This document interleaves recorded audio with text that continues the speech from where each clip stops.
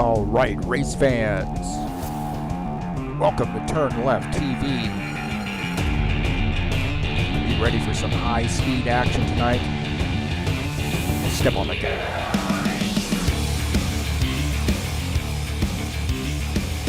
All right, race fans, welcome to the Steve Freeze Memorial 250. We're at Daytona tonight. I'm Heath Johnson, your broadcaster commentator here, and this is the Steve Freeze Memorial 250 2023, and we are at Daytona International. It's a regular Buschwacker Series race, but it is a big one. We got some prizes to hand out. It's a 100-lap race, and who's going to take home the victory? Well, there's only one way to find out, and that's watch it right here on TurnLeftTV.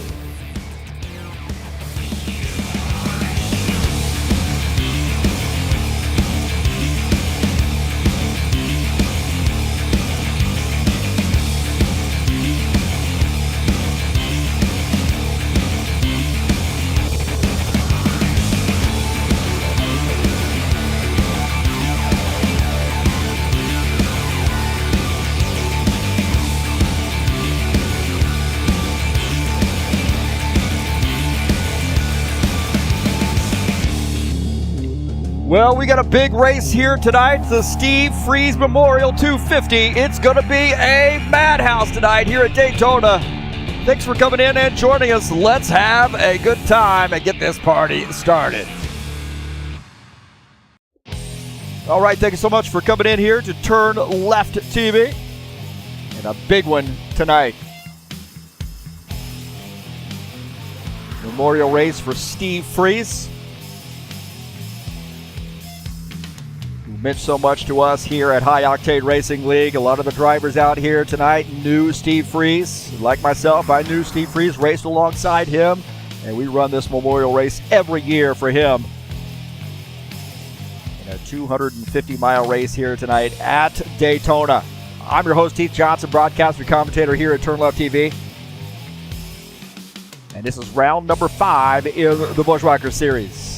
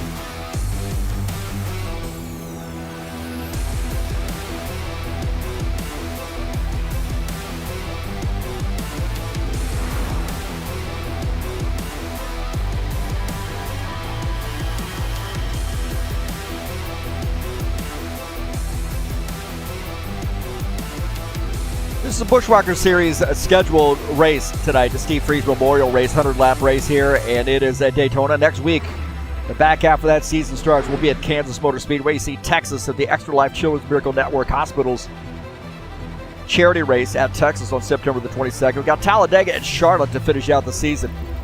So tonight, a big one, a little extra long here tonight as well. Usually it's 70 laps here, but we're running 100 laps for a 250-mile race to honor Steve Freeze, and we've got the Wheel of Fun tonight as well. Giving away some prizes tonight. Take a look at the preliminary Wheel of Fun. So some prizes tonight, man. We got 2 High Octane Racing League hats we're going to raffle off. 2 $25 Steam gift cards, a $50 Steam gift card, and the big daddy of them all, the Derek Spears Designs Button Box. So, right now we got a few drivers, fake names in there right now, but we'll fill that with the drivers here tonight participating. The Wheel of Fun coming up after the race. Going to be a fun one.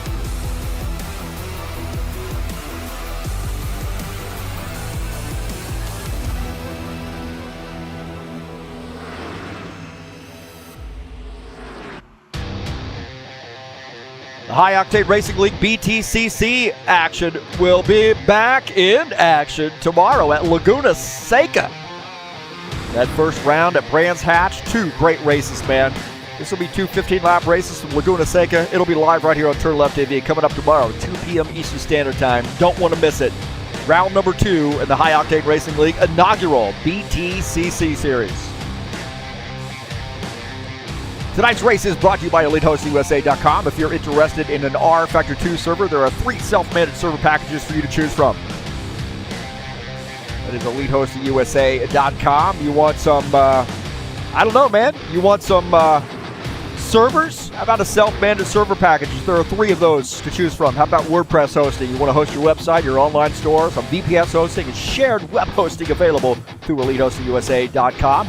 And that's who provides our servers here at highoctaneracing.net. Don't forget to join us over there if you want to join us on Discord. There's a quick link to the Discord server through highoctaneracing.net. You'll get updates on point standings as well. If you'd like to talk to us, get involved in a series, please go to highoctaneracing.net and click on that Join Us Discord link. Thanks for coming out and joining me here on the TurnLeftTV YouTube channel. Appreciate everybody being here. 797 subscribers. I'm close to 800, man. Get your friends to subscribe. Don't forget, if you'd like to make a donation to TurnLeftTV, help me pay for those prizes I paid for here tonight. Click that PayPal link in the description of this race. Actually, up in the banner of the channel there, too. Also, down in the description of this race, I've got the SimLab affiliate marketing link there. I'm an affiliate marketer through SimLab, and if you'd like a race rig, give those guys a look, man. I've got a Evo 1 race rig, and I love it, man. I do my broadcasting and my racing from the race rig.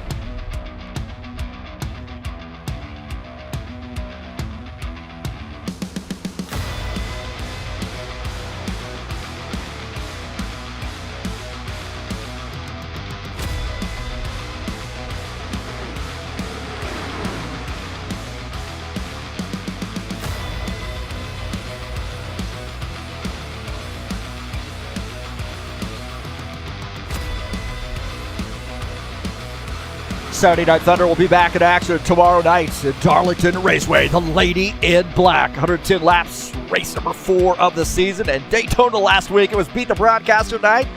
It won't be hard to do at this track, I promise you. But this is Beat the Broadcaster night, starting at 9 p.m. tomorrow. 110 laps of the Lady in Black, Darlington. And it's race number 4 in the Saturday Night Thunder Cup Series season.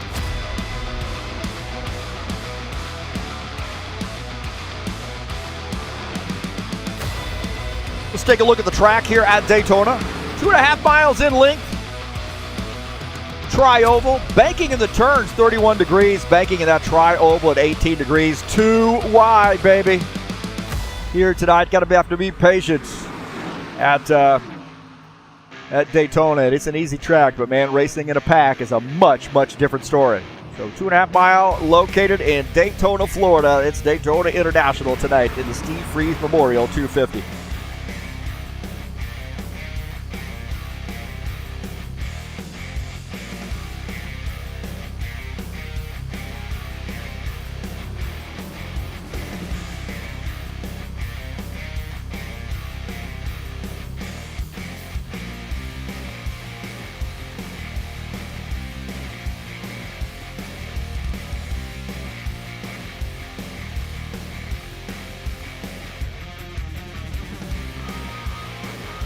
Point standings coming into tonight. Claudio Bargelli Jr., big win last week, increasing his point lead. Paul Brown sits second in points. Craig Marizon third. Arthur Vieta fourth. Sean Jacobs fifth. You see Gordon Carter sixth in points. Dana Grover seventh. Ed Palumbo eighth. Dennis Udich ninth. And Dan Richter 10th in points. Take a look at page number 2. Some of these guys part-time drivers there. Steve Pierce showed 12th there. Givaldo Spindola is 13th. Tight battle there between P11, 12, and 13.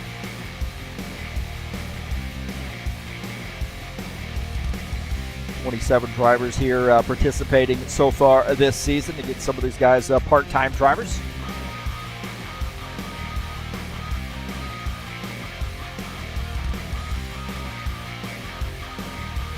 Finished up the practice session, and we are headed over to the qualification session here tonight. 22 drivers here so far joining us in the Buschwackers series.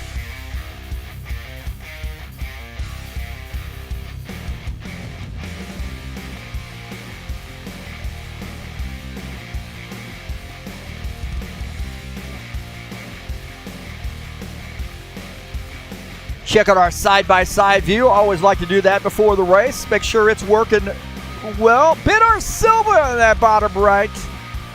That right side screen there. Good to see Bitter Silva. Oh, he's in the left side too. Man, we got him everywhere.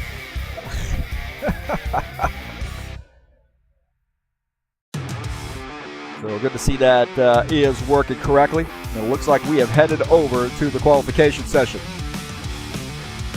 Steve Pierce in a 51 car first out here to get his qualification lap in.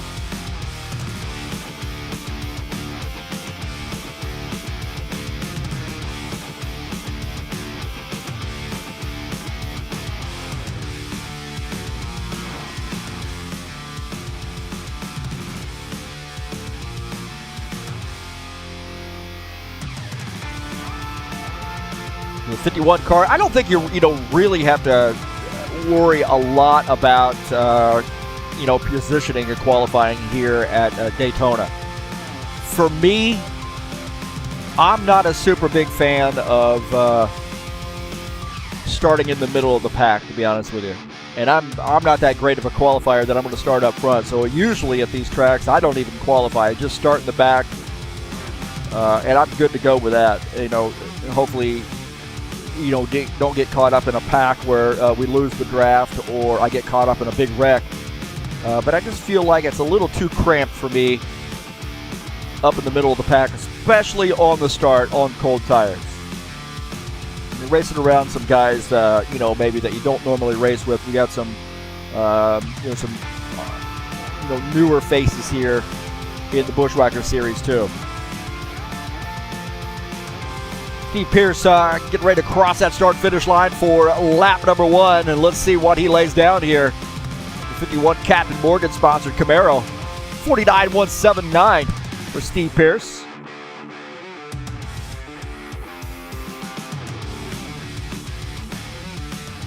Craig Marzon also completing his first lap here in the quals. Looks like the Preston Hassel now Robillard's to the top, 48.983. 49.055 for Craig Marazon.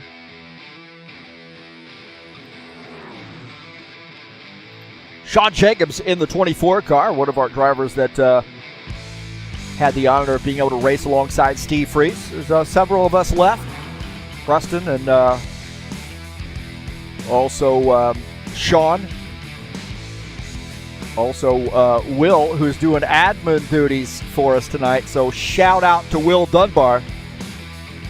49.496 for Sean Jacobs. A little work to do for that 24 car. Right now 10th on the grid. Tony Furtado also out here tonight. Great to see Tony Furtado out. He's dealing with a little bit of kind of playing some catch up, I think, with some of his settings, his wheel settings and so forth. So 56 car Gordon Carter out here. So Tony Furtado definitely knew Steve Freeze as well. So there's about 3 or 4 of us left that race in High Octane Racing League that race alongside Steve Freeze. I joined High Octane Racing League in 2001. Around the time they were getting going from kicking over from NASCAR Heat to NASCAR Racing 4. The Pappy sim, and I joined up, and we were racing some pickup races on Saturday night. It ended up being the Saturday Night Thunder eventually in the points series, and that Saturday Night Thunder is still going on today. So that was 2001, and it wasn't too long prior to that they really established as a league in that NASCAR Heat. I talked to Rick Hogue a couple of years ago about this, and sort of helped educate me on some of that. Rick Hogue lived not too far away from me there for a while, here in Indiana. Met him up in Fort Wayne at a Hooters, of all places. He wasn't serving food, I'm going to just be honest with you. Rick Hogue, if you're out there, man, come on out and join us. We'd love to see you. Claudio Bardelli Jr. in the 19 car. He is our points leader coming into tonight. 48.857 for Bardelli Jr. Guys getting their laps in. Jesus Iglesias, little barbecue tonight here in the Orange Crush spot for number 22.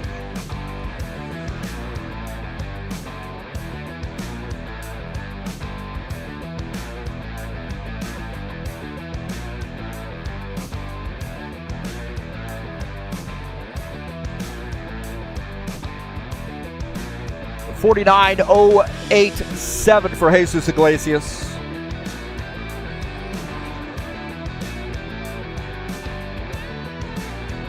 Benor Silva, how about this, man? This guy's racing royalty. Been racing with Benor Silva for a long time, man.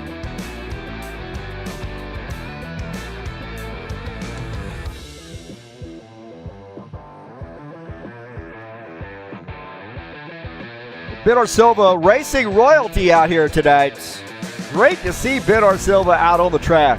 That guy right there can flat out get that car around. How about Giulio Caligari? Talking about some racing royalty, the 2X car here tonight. Giulio, my boy. These guys raced with these guys at NASCAR Total. Wow. Sullivan Gardina's league. I think I had a chance to race with some of these guys over at Alta Velocidad as well. Kudos or shout out to Jefferson Rickard out there if he ever catches this broadcast.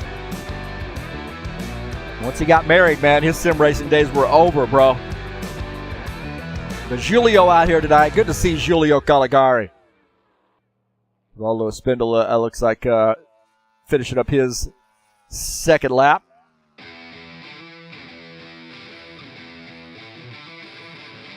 I play the same song twice in a row, man. Just blame the DJ. I'm the DJ. I'm the broadcaster. I'm the replay reviewer guy. I'm doing a lot of stuff here tonight. Looks like we have got the qualifications over. Right now, 22 drivers joining us. So we'll get the qualification results, the official results, after the 3-minute mark is over.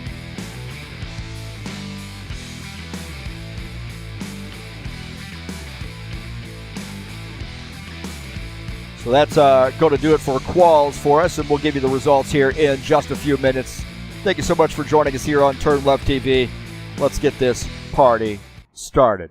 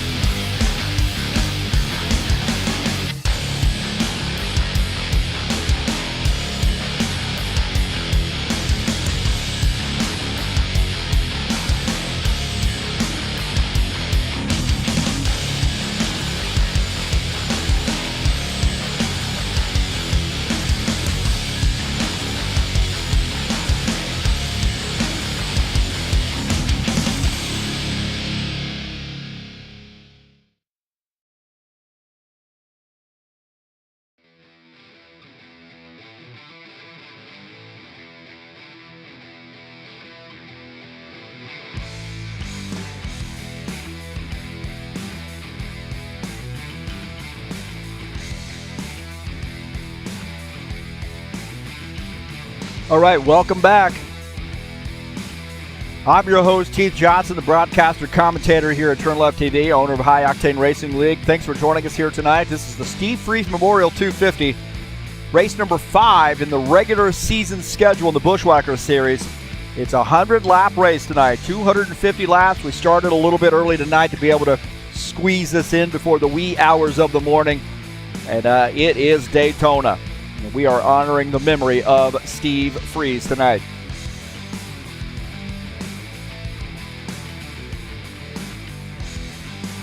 Steve Freeze meant so much to us here at High Octane Racing League, and when I joined in 2001, they were just sort of doing some pickup races that I talked about earlier with the NASCAR 4 series, and Steve was running the show and in charge of High Octane Racing League, and he really mentored a lot of us. I know he meant so much to us. I did capture some of his old paint schemes and threw them up here for you guys to bring back some memories for those High Octane Racing folks, and to give you an idea of who he was for us. He just was such a great leader. He didn't really lead out front there. He knew to put the right people in the right places to make High Octane Racing League as great as it was. And we were all really, really devastated when he passed away in 2011. He lost his battle with cancer. And as long as I'm a part of High Octane Racing League, Steve Freeze Memorial Race will be held in his honor.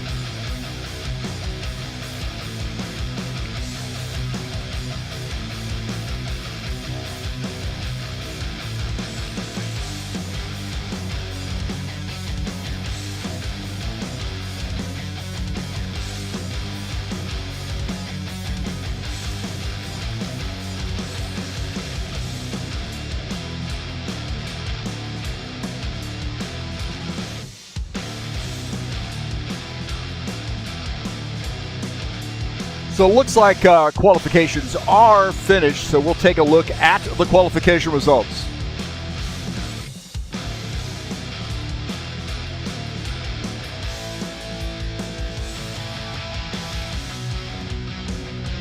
So here we go. Sean Jacobs gets the pole here at Daytona. Sean Tona up front. Dan Chesmore starts outside row 1. Paul Brown and Claudio Bardella Jr. row number 2. Gordon Carter, Franco Alvarez, row 3. Todd Robillard, Preston Hassel, row number 4. Givaldo Spindola, Jesus Iglesias, row number 5. Row number 6, Craig Marzon, Jim Willis. Row 7, Jomar Peixoto, Dana Grover. Ed Palumbo, Dennis Shudichin, row number 8. Steve Pierce and Josh Brink, row number 9. Benor Silva and Tim Lasbury, row 10. We actually got 22 drivers, I believe. Looks like a couple drivers might be rejoining. So 20 here on the grid.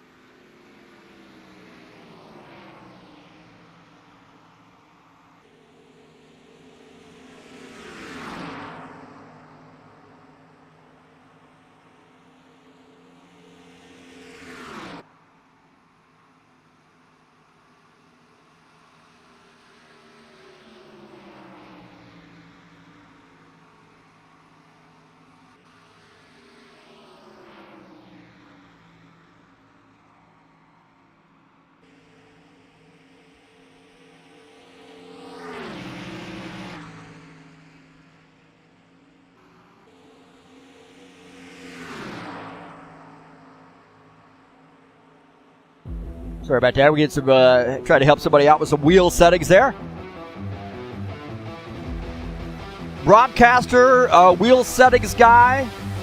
We got some chatters in here. Jim Willis, Preston Hassel, Gib Zadig, Ritzky Novar, Josh Brink, Fireball Flash, Jack T.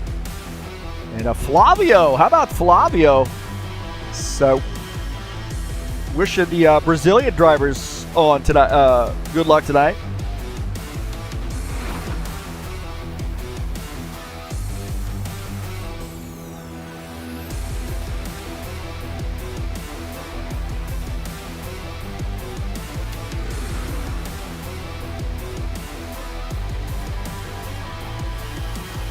Emerald Wallace as well. Uh-oh.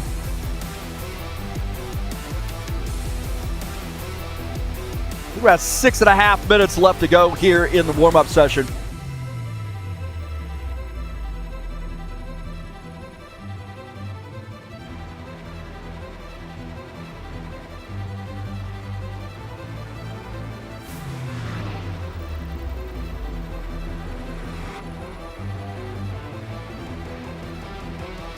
I thought somewhere I had some racing royalty stuff here. Let's see. Hold on here 1 second.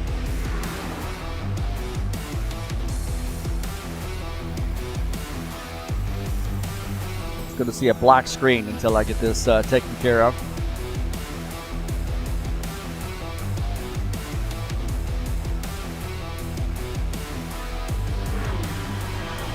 Assuming it's there.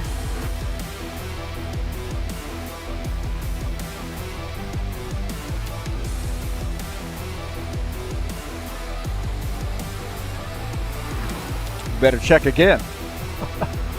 See what that was. Alrighty, I see where it is.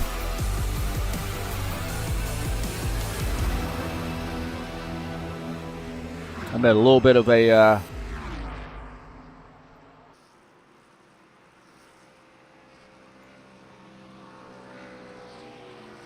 tried to help some guys out, get them in the race so they can race with us tonight, and also doing this live. So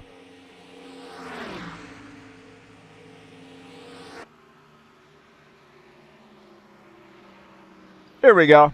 There's some race royalty for you. Will Dunbar's old school paint schemes back in the day.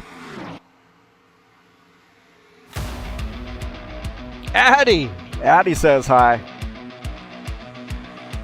Good to see Addie out as well. You guys hanging out there, maybe at the football game? I don't know. But there's some race royalty. Will Dunbar, who's doing some admin duties for us tonight. Let's do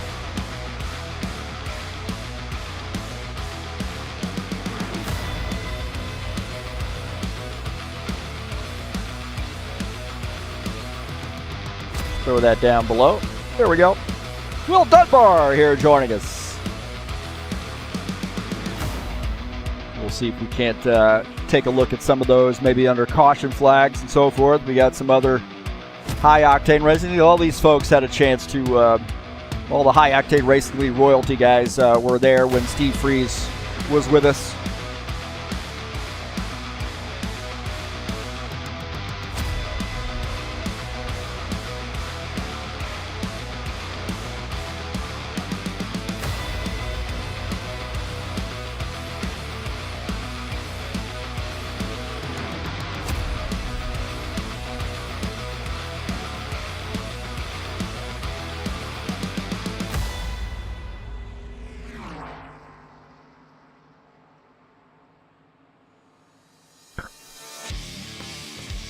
Just under 3 minutes left to go here in the warm-up session. And don't forget the Wheel of Fun here tonight after it's over for the drivers who participate with us, eligible for the prize giveaway.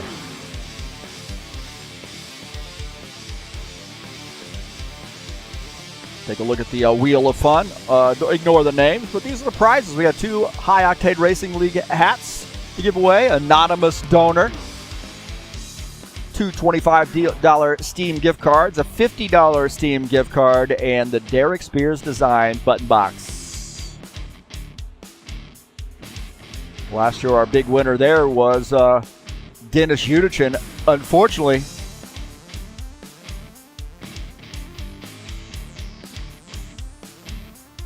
Dennis lives in Ukraine and can't send him mail right now.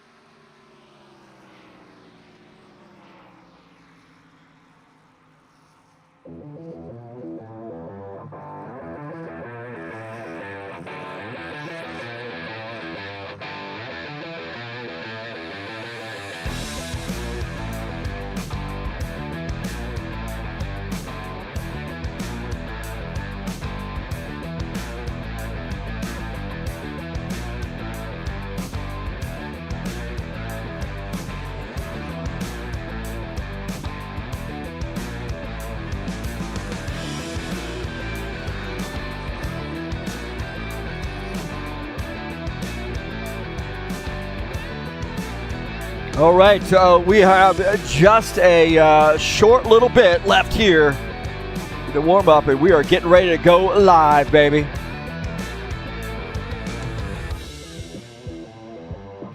So the Steve Freeze Memorial 250 tonight from Daytona.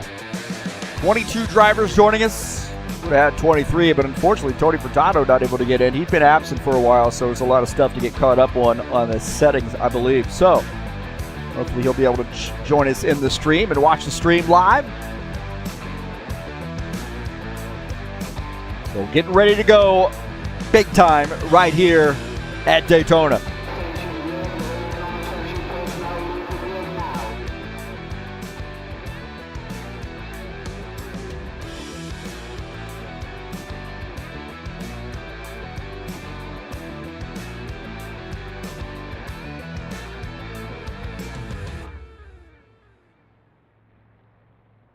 All right, boys and girls. We'll take a look at the starting order here tonight. So this is the Steve Freeze Memorial 250. 100-lap race here tonight. And we have 22 drivers joining us. I'm your host, Heath Johnson, broadcaster, commentator here at TurnLeftTV. And let's take a look at the starting order. Sean Jacobs, 24, starts in P1. Dan Chesmore, the 00, starts second. Third will be Paul Brown in the 77 car. The 19 of Claudio Bardelli Jr. starts in fourth. Starting in fifth will be Gordon Carter in the 56 car. Franco Alvarez, good to see him back. Argentinian driver starts in the 83 and 6. Todd Robillard in the 90 starts seventh. Preston Hassel in the special scheme, the 11 car tonight, starts in eighth. Givaldo Spindola starts ninth. Jesus Iglesias 10th. Craig Marzon starts in the 11th position. Jim Willis will start in 12th. Starting at 13th will be Jomar Peixoto. Dana Grover starts 14th. Ed Palumbo 15th. Dennis Udichin starts in the 16th position. Starting at 17th will be Steve Pierce in the 51 car. Josh Brink starts 18th. Vitor Silva starts 19th. Tim Lansbury in the 82 starts in 20th. Starting in 21st will be Julio Caligari. And Thiago Gomez starts in 22nd.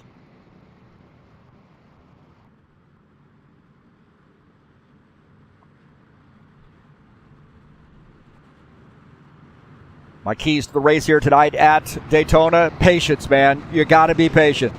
Pick a lane and stay with that lane. Don't be jumping up and down from one lane to the next here early on. Check up ready, man. Checkups happen in a hurry here, so you got to be check up ready. Make good pit stops. Got to find somebody to pit with, so you might have to make some frenemies tonight too. You cannot win this on your own. You're going to have to work with some people that you don't normally work with. Those are my keys to the race here at Daytona.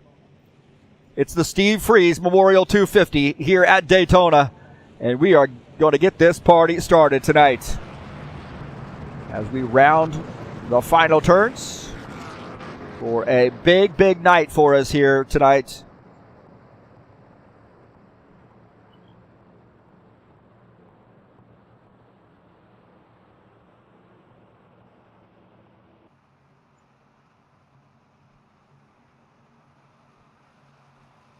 The pace car going to dive off the track here. Green flag, go, go, go. And we're off. The 24 car leading the field. Make that just a little bit smaller right there. There we go. Not a good thing to do during a live broadcast, but there you go. Looks a little bit better. 24 car on that inside leading the pack.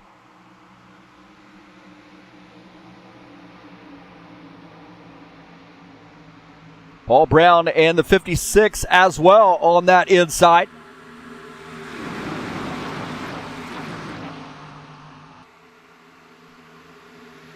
'56 car running in the third position at high place moving spots of machine. Chessmore stuck up on that outside. He's the lead driver on that outside line, and these guys have really been complaining about how that outside line not the place to be. You see the 19 car bailing going down to the bottom line. It's Chessmore, that 00 car, trying to find a spot to get down to the inside line. He's going to try to stick that car down to the inside. Tough to do there early on, but he makes it. The 60 car, Marizon gave him some room. Marizon in that number 60 Magpul Dynamic sponsor machine on board here with him as we go down the backstretch. He's running in the 9th position. Preston Hassel 10th on that high side. Gilmar Peixoto now edging ahead on that bottom side, nose to tail right now. We really need a lot of help there on that outside line to make some moves. Sean Jacobs is the leader. Paul Brown in second. Gordon Carter third. Robillard in fourth. Alvarez in the 5th position.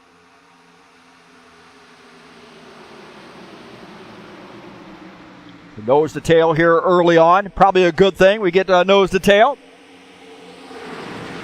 800 subs for J-Dog. All right. Nice. Man, I feel like Aerosmith right now, Adeline. John Jacobs, Paul Brown, Gordon Carter, Todd Robillard, Franco Alvarez, top 5. How about Joaldo Spindler running in the 6th position? Good starting position for him tonight. Claudio Bardelli Jr. just behind him in 7th. Dan Chessmore 8th, Marizon 9th, and Gilmar Peixoto running in that 10th position.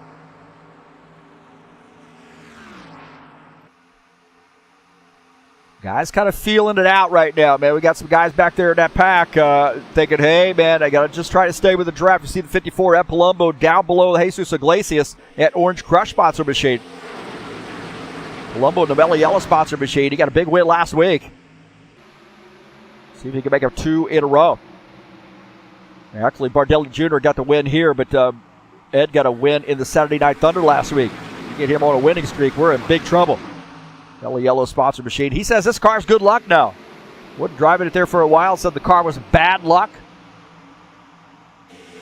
And now he feels like it's good luck.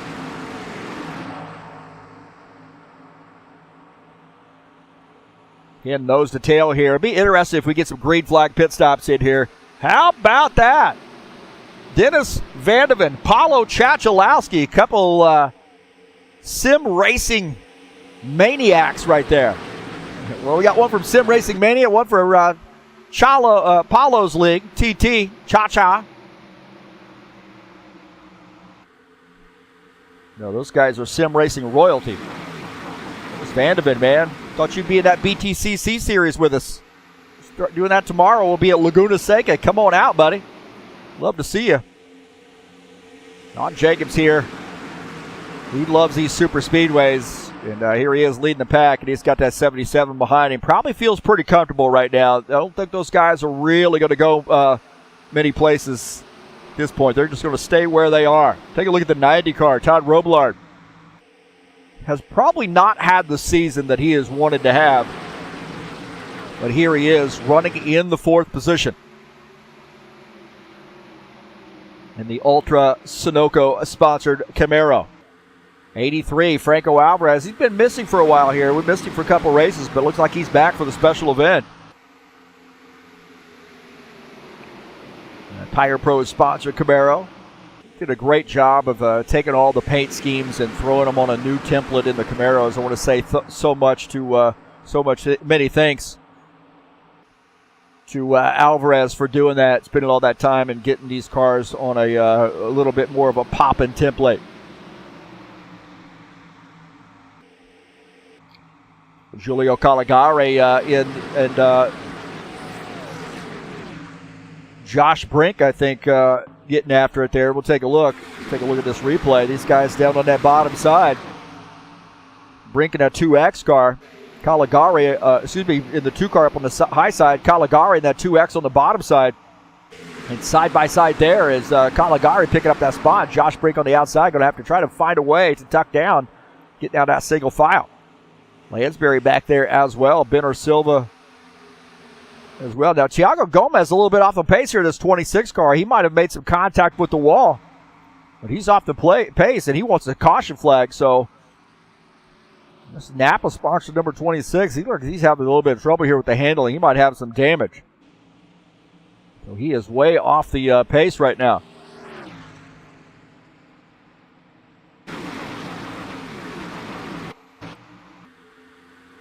Go back to live here as Sean Jacobs continuing to lead here on lap number 8. Yeah, Adeline, finally. I told her, man. I told you to listen to that Ozzy album.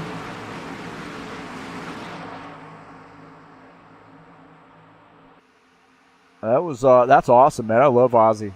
I think the album's really good. Let's look at this. Adeline, Dennis Vandeven. Yeah, there was some crabbing going on there with that 26 car. Not sure what's going on. He might have some really, really damaged car. Adeline, I like the song Nothing Feels Right on that album. To be honest with you, I really like that song. I don't know which one it is in the line, but Nothing Feels Right is a pretty good one.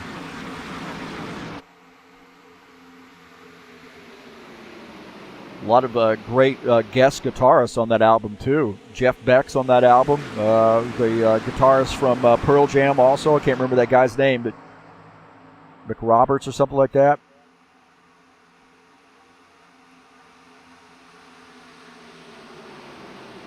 Jack Trawick on here.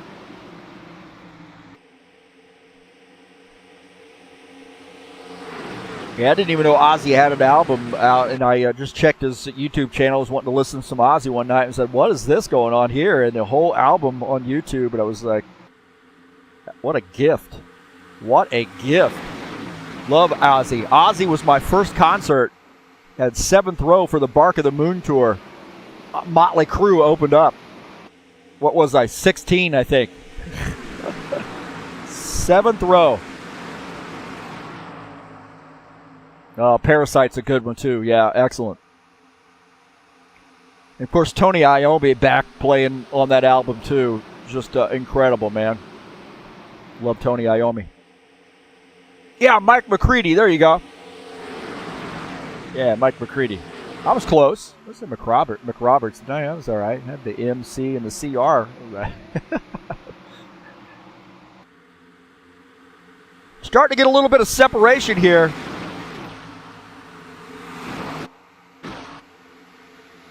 We got starting to get a little bit of a separation. We got some guys there back. Preston Hassel leading that second pack. There's a little bit of separation. Front pack 11 drivers. Preston Hassel in the 11th car, leading that second pack. 53, Jim Willis just behind him. Ed Palumbo running in 14th, third in this second pack. Steve Pierce running in the 15th position.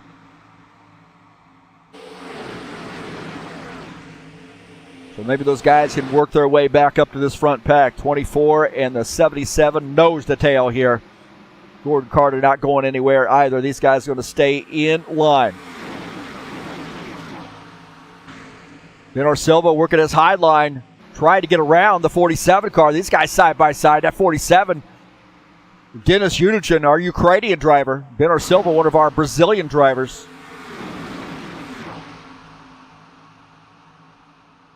And he tucks in and cuts his losses here. Again, nose to tail right now. Looks like it's very, very hard to pass. You're going to have to get a good group of people to work together to get up on the high line and make something happen. Interesting to see how this shakes out once we start separating these guys a little bit more.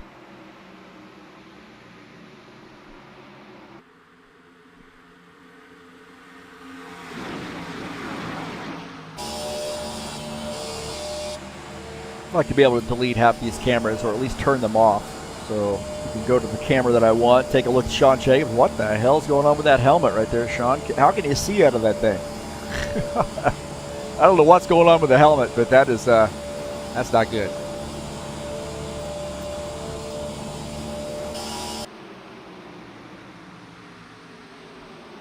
Sean Jacobs driving blind right now in the 24 car. Paul Brown in second, Carter third, Robillard fourth, Alvarez fifth. Really no change in that top 11. Dana Grover, Trax VR, sponsored 89 car. He's running in the 11th position. And those guys have about a 2-second gap from P11 to P12. There's about a 2-second gap separating those guys. And that gap is being maintained there around 2 seconds. Maybe dropping a little bit below. Maybe getting up to about 2.2 once in a while, but about 2 seconds. We might be coming up on some lap traffic here pretty soon. Thiago Gomez right here is the last car on the lead lap. Everybody's on the lead lap, but he is getting ready to get freight trained here as those guys roll in behind. You see the leaders coming up on this backstretch. Sean Jacobs giving some word there to Gomez that these guys were going to go on the high side.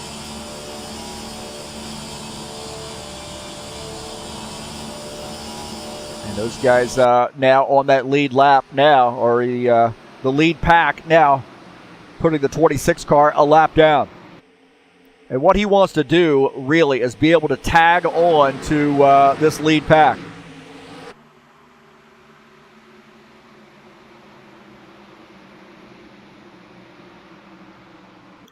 Preston Hassel likes that. That's going to enable him to sort of close back in on this pack. I mean, he's leading this second pack, and he is really starting to close in. He's now a second behind Dana Grover.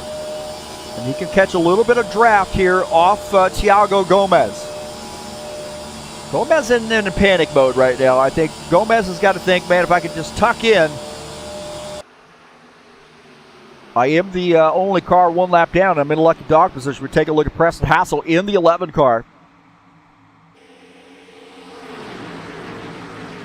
Starting to close in on that lead lap pack, or the front pack. 53 Black Rifle Coffee Company sponsored machine. Jim Willis running in the 13th position just behind Preston. Now Benor Silva is a lap down too. I'm not sure what's happened to the 3X car, but he is a lap down. So I kind of missed that. So something happened to Benor Silva. Now he finds himself a lap down. Maybe he had some connection issue.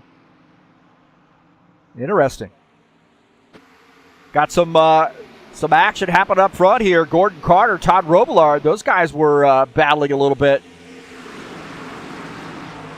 And we'll take a look and see what happened here. Maybe there was a warping issue, but gotten some information that there was a swap in positions there.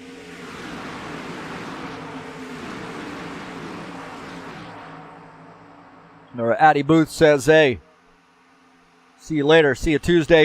Enjoy your holiday weekend here, Memorial Day weekend. Get some rest, have some fun, sleep in. And good to see you. See you on Tuesday. Go tell your friend there, Emmy, I said hi as well. And have a good time this weekend.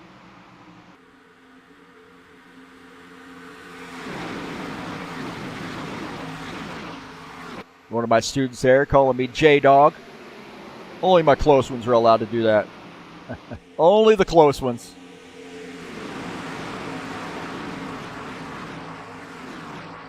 So these guys have got to be thinking about what they're going to do here. Look at this. We got a battle right here for position. The 19, Bardelli Jr. up on the high side. He might be regretting going up to the high side. He might. Oh, man, he tucks in. Gets in front of Marzon. Wow, that was a gangster move there by the 19 car. Getting down behind Chessmore. I think Marzon gave him a little bit of room, too. Bardelli Jr. now back to the 8th position as Chessmore moves up to 7th. Been a clean race here. I don't want to jinx it, but been a clean race here as the 24 leading the field. Led from the start, dropping the green flag, 20 laps in the books. And these guys starting to talk about pit strategy here. Starting to run a little bit low on fuel, so I think we're going to be seeing some pit stops here pretty soon.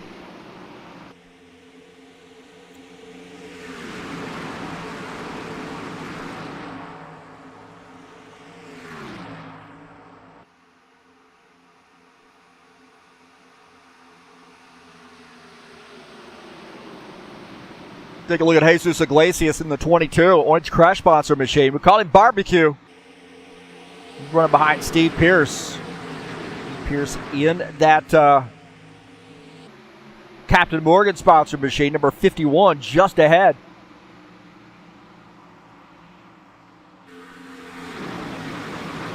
So again, nose to tail here. Tim Lansbury kind of quiet tonight. Haven't heard much out of the 82. He's just riding around here, running behind Josh Brink. Those guys might have something up their sleeve.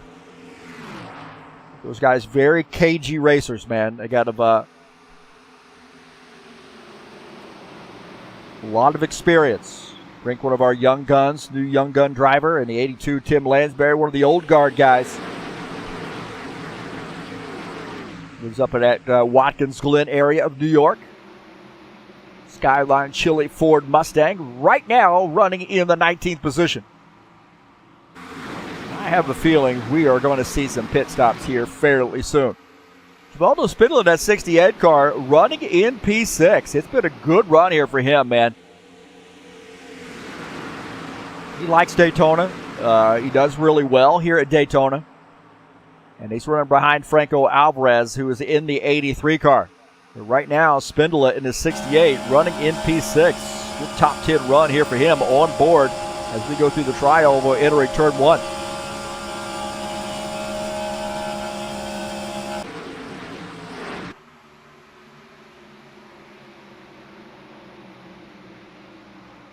Take a look at Gilmar Peixoto in the 71 car. Franco Alvarez painting up that car for him. Did another great job. I'll tell you what, man. Franco Alvarez, one of the best painters I've seen.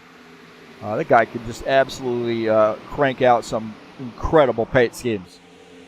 And here we are with Gilmar Peixoto's car in the 71.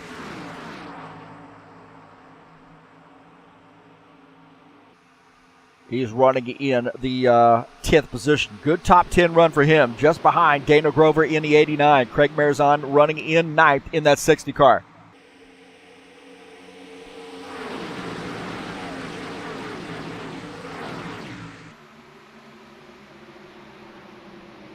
Take a look at that 24.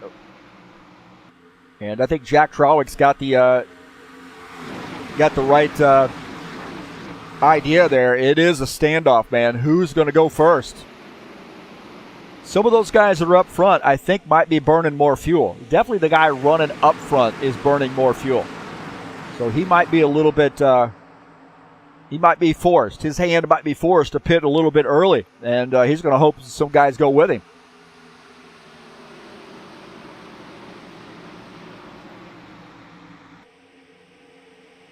We'll see who who goes with the 24.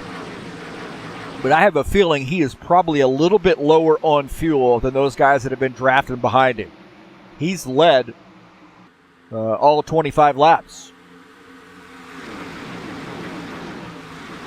Getting word maybe that he's got somewhere about 6 to 7 laps of fuel left.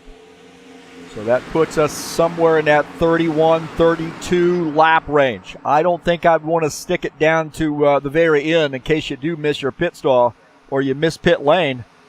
You got to have enough fuel to be able to get around. So I might be thinking about that lap 30.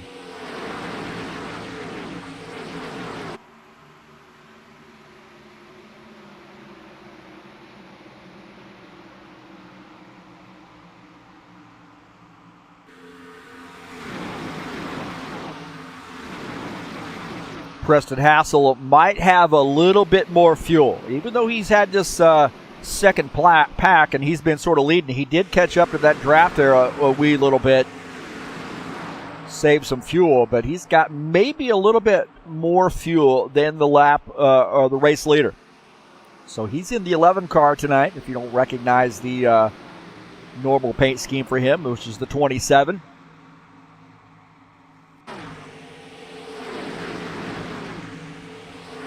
Get some more lap traffic up ahead here as Sean Jacobs indicating that the lead pack going to stay on the low side this time. So that's going to put Ben Silva up on the outside line.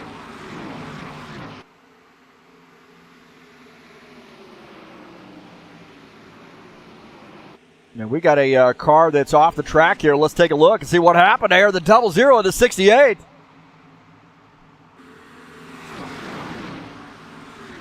And the 68 keeps them spinning out. We almost had a caution flag right there. Guys did a great job at checking up, but something happened.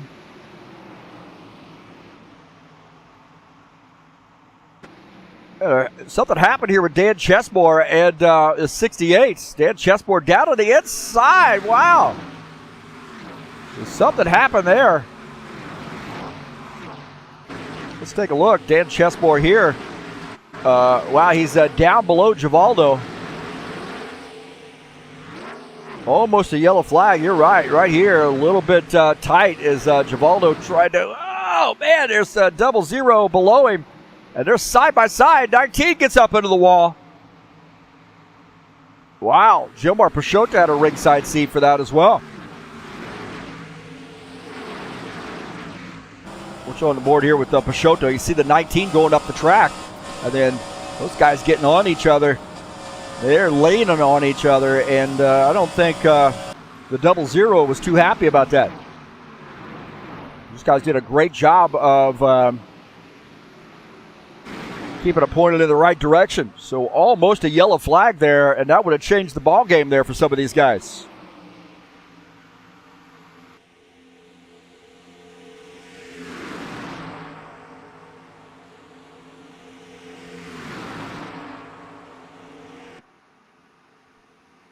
Sean Jacobs is the leader. Now we got a little bit smaller pack there. Givaldo running in the 7th position. Now running behind Bardelli Jr. Now I think Bardelli Jr. has got some right side damage. You see Peixoto in there as well. He's running in the 8th position. Givaldo running in 7th. Bardelli Jr. running in the 6th position. Alvarez.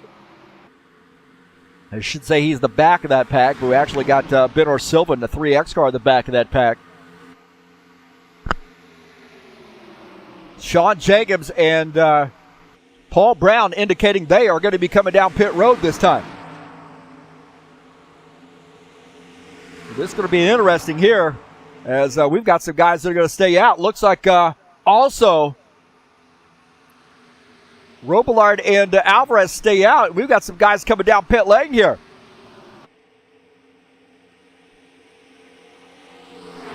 So on pit lane, 3 drivers, Sean Jacobs, Paul Brown, and Gordon Carter on pit lane here on lap 31. And I told you it'd be about 30-31 out of those guys. And now Jacobs into his pit stop.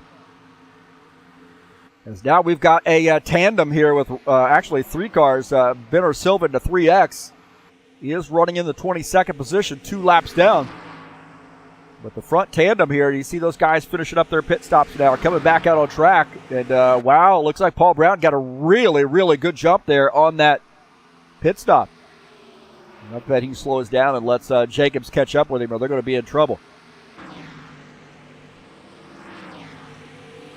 We might start seeing some more pit stops here as see the 11 car off the pace there a little bit. So spreading these guys out now. Now we're going to see some packs. Those guys working together, and maybe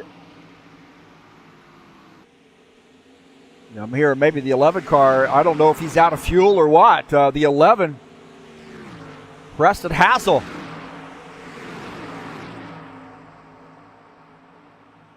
I'm not sure what the deal is there with him. Maybe he's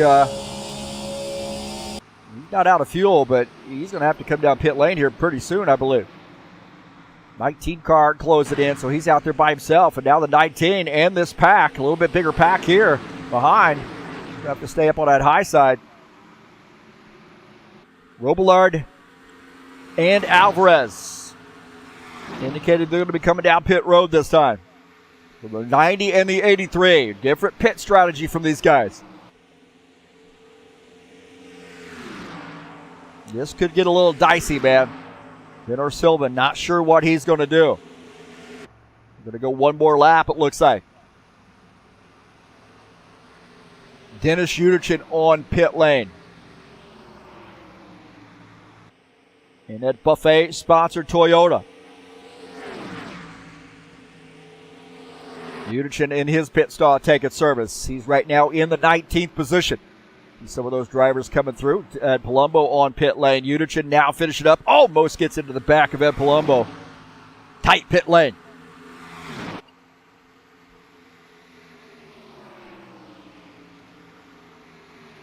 Uderchin now, he needs a friend coming off pit lane.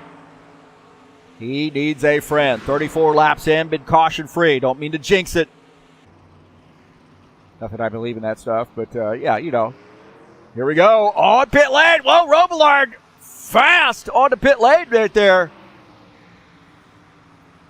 Robillard coming down pit lane, and that was fast, man. He got on the brakes. Robillard coming down pit lane, and that bad boy right there, almost. He might have sped. We'll have to see. And he finishing up his pit stop here. I'm going to have to check this out. Watch, this is a little bit after the fact. Let's see if we can't get a good look at this. Watch this on board here with Robillard. This is him a little bit earlier here. This is probably a little bit too early on this. I want to take a look at this on this replay. Down the backstretch here. This is earlier. Now, Robillard really got on the brakes. That car got swirly as he came off the track to come down pit lane. We'll check this out. It's a little bit of a replay we're watching here. And on board here with Robillard, and he is flying coming off the track. And I think this thing's going to get a little squirrely. Oh, he did a pretty good job right there of slowing that thing down. Wow. That is taking it to the limit. Josh Brink shown as the race leader. Actually, Franco Alvarez is the leader. It's Josh Brink coming off the track. Back out onto the track, I should say. Well, Alvarez and Robillard, the top two. So getting on and off pit lane. Good for those guys, man. Stretching this field out. 36 laps in. Giving us a little bit of breathing room. Bardelli Jr. in third. Marizon fourth. Paul Brown in fifth. We'll take a look at that pack there, led by Claudio Bardelli Jr. Now, these guys should be able to run down Alvarez and Robillard pretty quickly, assuming that Alvarez and Robillard do not get caught up with some other drivers. And we'll see what that gap here is. Looks like about 6.7 seconds to the race leader. Bardelli Jr. in the 19 car, running in third. Marzon in fourth. Brown fifth. So our front two, Alvarez and Robillard.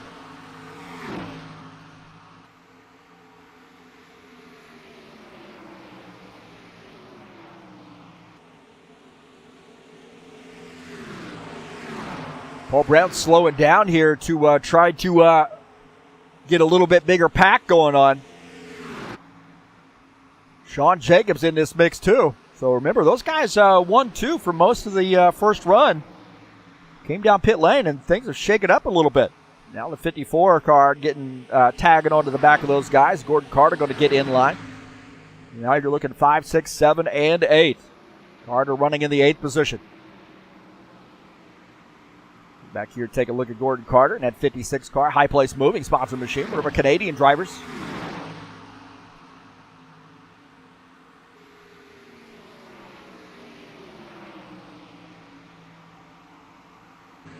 Jim Willis running in the 16th position. Now letting Steve Pierce go by. So Jim Willis, man, we're definitely happy for him.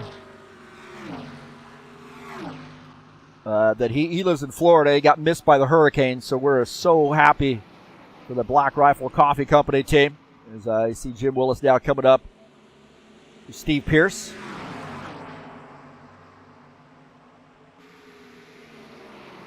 Michael Alvarez now the leader. Robillard is in second, so a little bit of swap right there. A little bit of a swapping of positions right there between the two of those guys. Alvarez at the 83 leading, and our car is starting to come up on some lap traffic here just ahead. The Giulio Caligari, his first race out with us.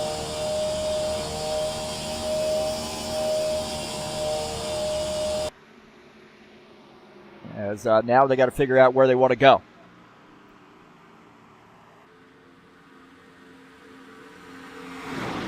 Yurchin to lead that pack.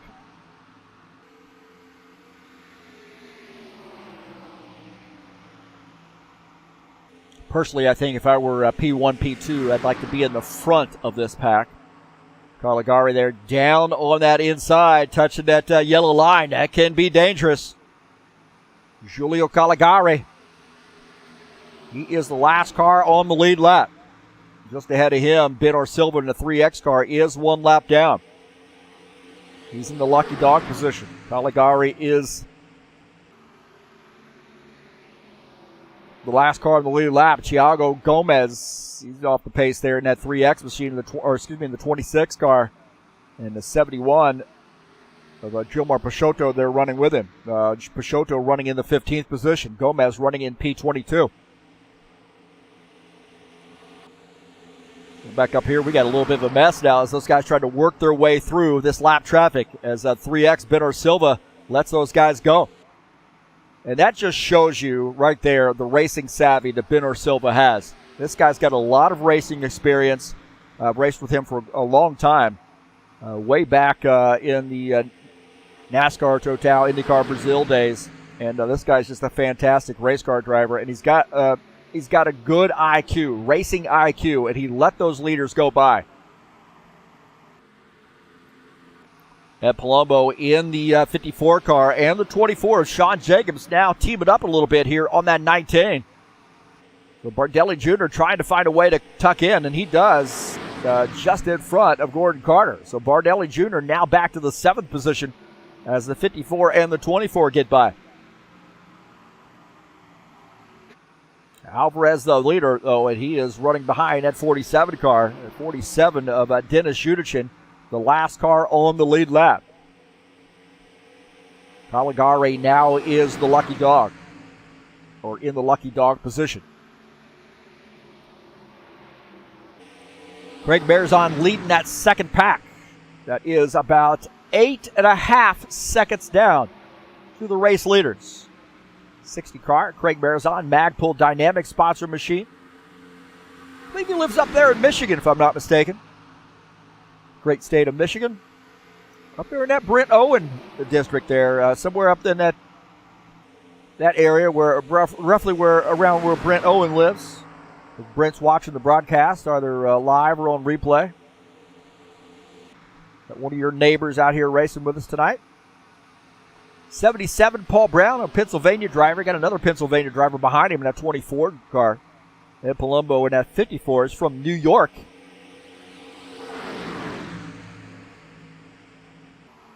'19, Claudio Bardelli Jr. racing one of our Brazilian drivers.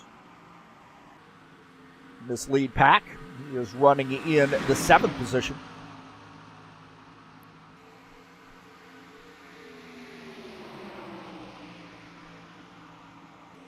And just behind him, Gordon Carter, one of our Canadian drivers in that 56 car.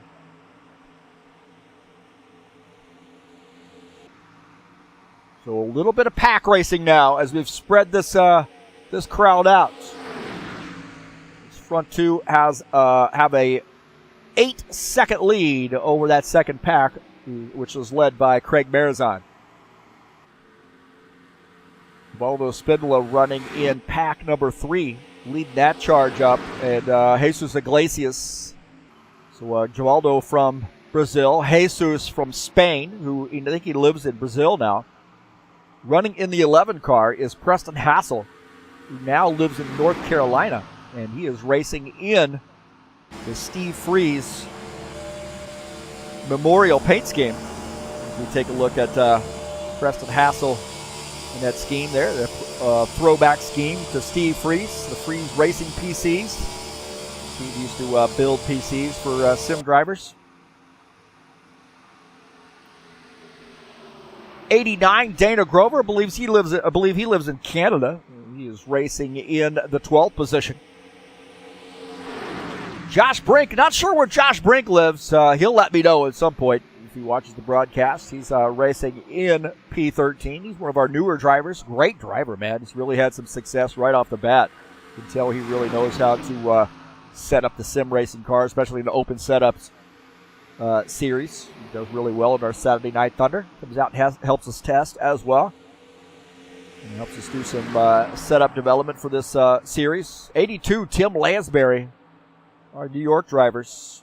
One of our New York drivers here in this Skyline Chili Ford Mustang. He's running in the 14th position. So spread out here tonight. Let some guys get out and get some laps in, and we're approaching halfway. 83 car all over the back of that 47. 47 car, the last car on the lead lap. So really no incentive per se, unless the 47 really off the pace to do much with it. These guys are maintaining that gap over P3, who is leading up that second pack. That's 8.3 seconds back now.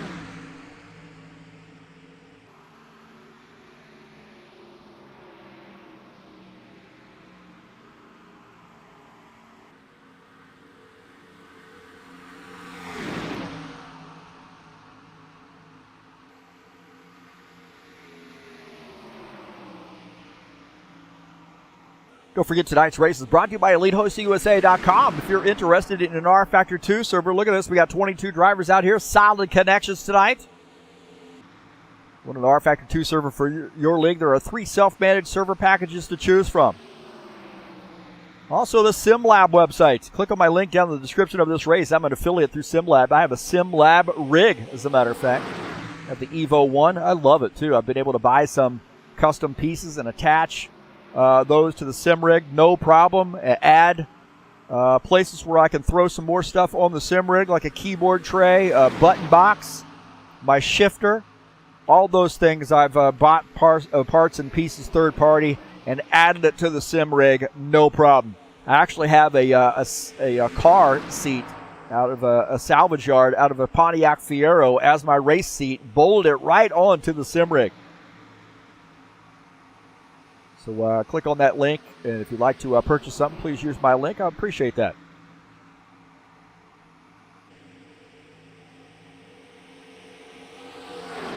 Dan Chesmore here now trying to shake things up a little bit as the 71 car down on that low side. These guys catching up to 26 cars. Got a little bit of damage, a little bit off the pace there for him. And Chesmore, Pierce, and looks like Jim Willis all get around. And Peixoto giving up a couple positions there as he is stuck there back behind a car that's off the pace.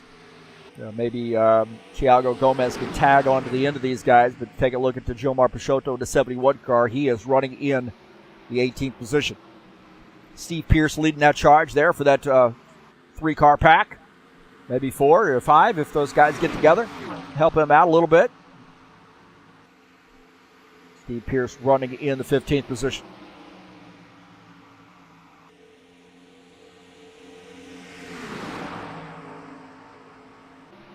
Valdo Spindola leading up this charge for this pack here in the 68 car. He's running in the 9th position. He got as high as 6th. Kind of fell back there. Got a little bit of a scuffle there with the 00. A little bit of a scare. Gave up some positions, but has rebounded here and running in P9. Jesus Iglesias just behind him in that 22 car. Preston Hassel running in the 11. Dana Grover in the 12th position. Josh Brink in 13th. Lansbury at the tail end of this pack running in P14.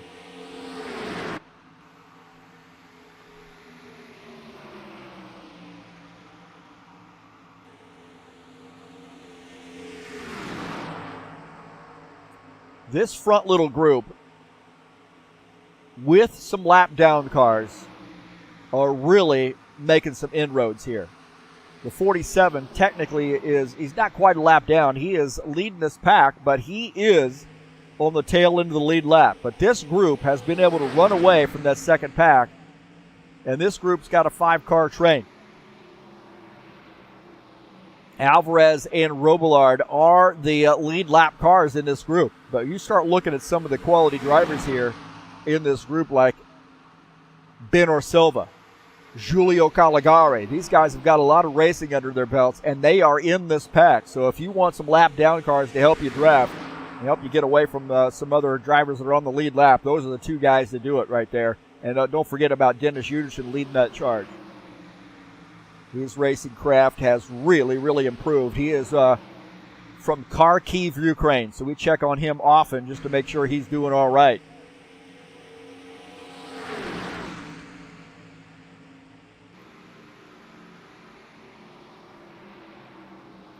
And he comes out not only on Friday nights but Saturday nights with us, and I think he gets up at like 3 o'clock in the morning to race with us. He was the winner of our button box last year, and we have not been able to send it to him yet because of the mail service problem in Ukraine. He's afraid. He said, don't send it to me yet. I'm afraid that it won't be able to get here. I really want that button box, and let's wait until everything calms down and I can get the button box. So I've got it still here in the box, waiting to be sent out, and he still owns that bad boy. It's just a matter of getting it to him. We always thinking about Dennis Yuderson and the trials and tribulations that the Ukrainian people are going through right now. Hopefully we can get that problem solved and get everybody back to some semblance of normalcy. Franco Alvarez here in this 83, leading a lot of laps up front here in the 83 car, 55 laps in. Robillard in the 90, so these guys like their position here. The front 2 have an 11.2 second gap. Now, once you start shaking out some pit stops, you got to think about what these guys that are a lap down are going to do. Are they going to pit with these lead lap guys?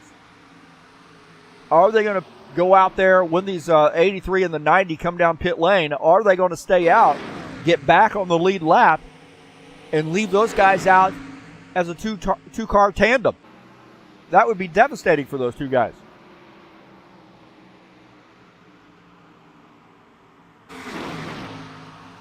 So the 83 and the 90 are 1-2.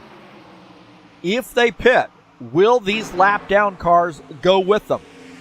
I don't think Yuderson will. I think Yuderson will want to try to get around, although he would potentially be left out there by himself and might get swallowed up by that second group. the 3X of Benor Silva. Will he go with those lead lap cars? He is 2 laps down. He might want to try to get that lap back. Giulio Caligari is in the lucky dog position in the 2X car. Does he want to give up that lucky dog spot and come down pit lane with these lead lap cars? The reason I say that is if those 2 guys come down pit lane, the 90 and the 83, and they don't have help when they come off pit lane, they're going to be by themselves, assuming they don't blend in with some other group. That's a gamble right there. That is a gamble. As we take a look at Todd Robillard here, on board here with him.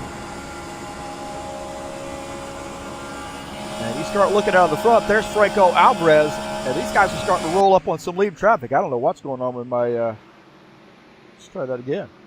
There we go. I think I was just leaned up against something. These guys starting to close in on another group. And that group would be led by, I think, Steve Pierce. So the 53, the 51, 53, the 00. Those guys all running together on the lead lap. Also, Gilmar Peixoto in this mix. And then your lap down car here is Gomez. He is actually 3 laps down, getting ready to go 4 laps down, that 26 car. What a great-looking paint scheme. Another one of those Franco Alvarez paint schemes. Just an incredible job that Franco Alvarez does. Actually, I painted part of that scheme. I should say I played a little role in that scheme. Quite a bit of role in that scheme, but Alvarez helped me do those little swoops on the side, and he did a great job.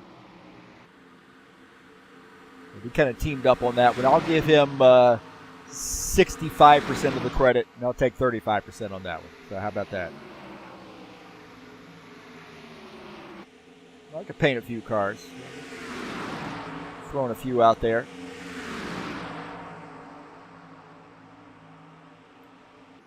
You're the league owner. Sometimes you got to take hold of things. How about who's that? Who is joining us here? I hope he's still watching. I've been really watching the chat here, but look at that, Andres Valles, one of our IndyCar aficionados right there. That guy is a great IndyCar racer, and you're seeing him out here in the BTCC as well, competing. So hopefully we'll see him tomorrow. And good to see Andres. Might be really, really late there in Italy. I think he's one of our Italian drivers. Might be a little late there for him, or early if we'll look at it that way. Probably early morning there for him. You're looking at that 2, 3 o'clock in the morning time range now. Maybe 4.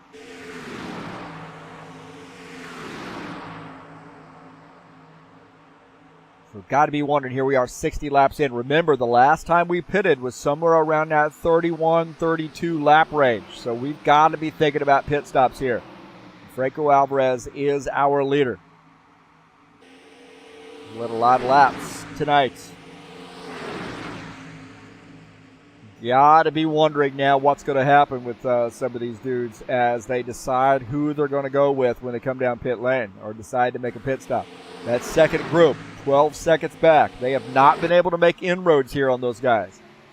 Paul Brown in the 77 car, leading that pack. 24, Sean Jacobs is in second. And Palumbo third in the pack. Paul Brown is actually third, Jacobs fourth, Palumbo fifth, Bardelli Jr. is sixth, and Gordon Carter is seventh.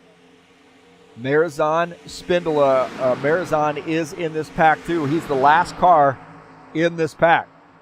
So a pretty decent sized pack, but they have not been able to cut into that lead.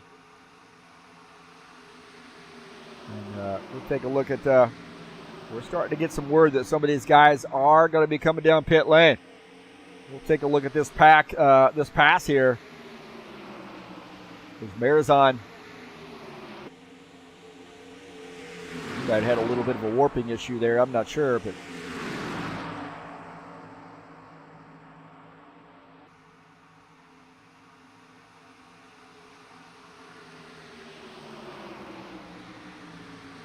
looks like those guys may have been a little bit of a miscalculation there. We are starting to get some guys who are coming down pit lane.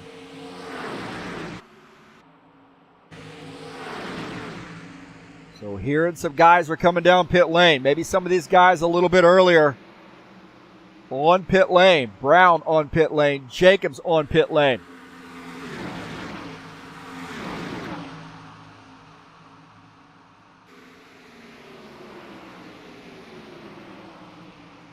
So pit lane going to be busy now, boys.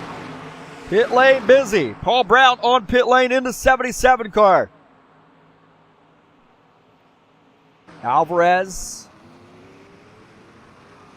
Robillard out. So far here by themselves. Now they got somebody blended back up on the track there. The other looks like Gomez blended back in. Udichin trying to get around this group. This is going to slow them up as you see this pack coming back out on track.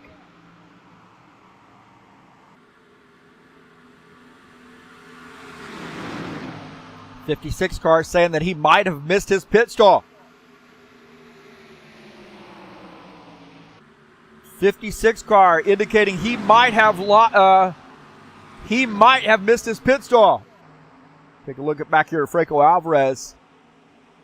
And I'm hearing on the radio that the 56 missed his pit stall and he might have to come back down pit lane here.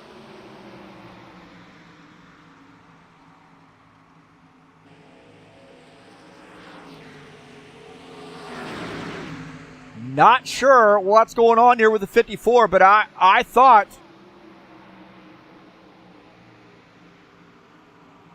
I heard him say that he's coming down pit lane because he missed his pit stall. That would be devastating.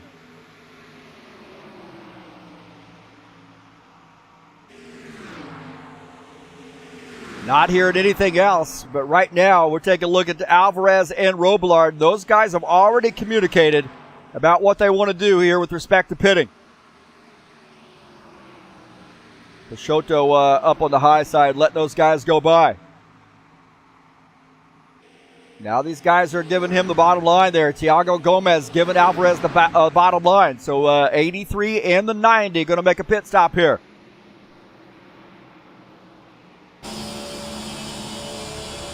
Franco Alvarez. Take a look at Ed Palumbo up in that highlight. I've been watching him on that right side screen because he said that he missed his pit stall. And maybe I was almost missed my pit stall. Alvarez going to be coming down pit lane this time by. Here they go. Benor Silva on the brakes. Benor Silva's going to miss pit lane. He misses the cones. Benor Silva on the brakes hard, but the front two make it through. Benor Silva on pit lane, and wow, he almost missed pit lane there. He might have missed the cones, and he might get a penalty. Our new race leader is Claudio Bardelli Jr. Wow, so a little bit of drama here. Alvarez and Robillard. Are they nose to tail coming off? It's like Robillard has a little bit better pit stop, but I think these guys are going to get together. But look at this, out there by themselves. They're out there by themselves. That is very, very dangerous. Just two of them. Claudio Bardelli Jr. now in second. Dana Grover is our race leader.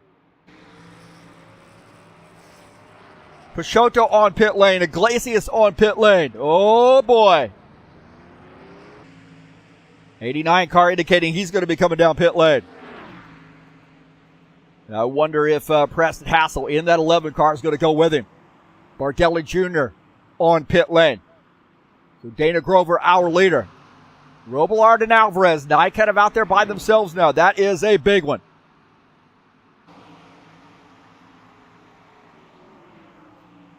The Dana Grover 89 car indicating he's going to be coming down pit lane, and I wonder if the 11 car is going to go with him.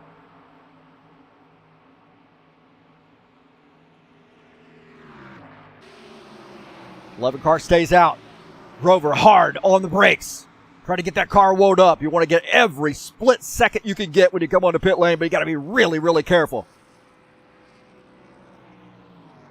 Grover tucking into his pit stop. Robillard and Alvarez. Back to the race lead here once it shakes out. But Dana Grover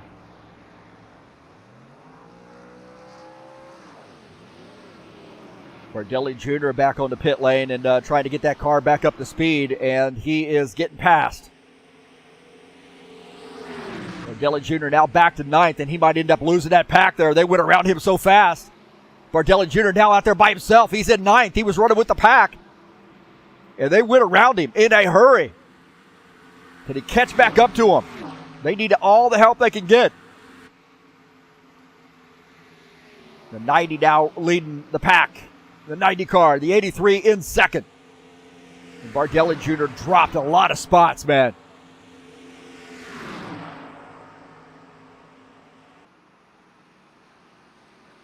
Let's take a look here at what happened to Bardelli Jr. once they caught him. You see him on the inside. You see Bardelli Jr. on the inside, and those guys just freight trained him. And he's trying to tuck in. And those guys going by so fast that he can't tag onto the back of them. And he might be in big, big trouble now. No panic mode there for the 19. He's got a lot of racing experience. We call him Team Samba. Samba Man. He hopes that maybe that 89 tucks in, but 89 off the pace there quite a bit. Go back to live feed here as we see the 90 and the 83. Let's look at that gap. You see about 13 seconds. They got a little bit of help with Jesus Iglesias. Iglesias is running in the 14th position in the lucky dog spot.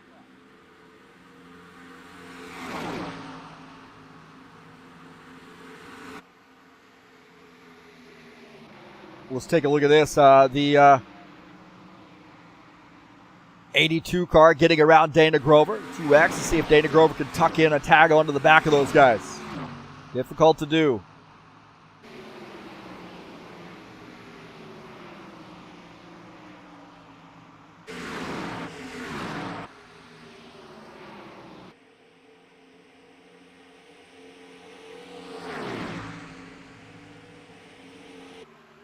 Been a good race here so far. Thank you so much for joining us on the stream. Got 9 people right now watching.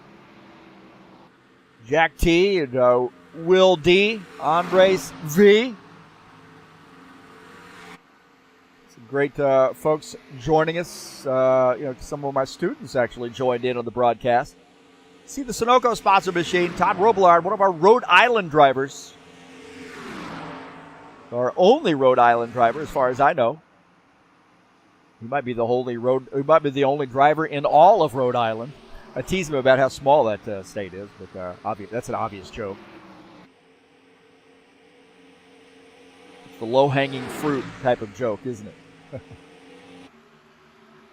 Franco Alvarez running in the second position, and those guys are really maintaining that gap there. I mean, you're looking at now 14 seconds. That second pack has not been able to really cut in to the race lead, so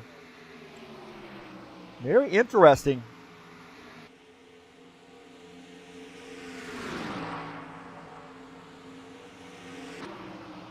Marizon and looks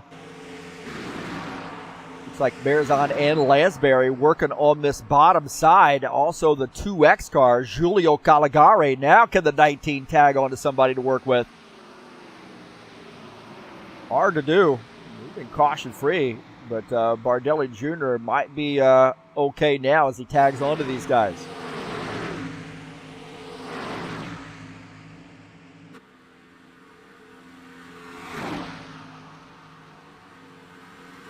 We'll take a look at that second pack. It's led by the 56, Gordon Carter.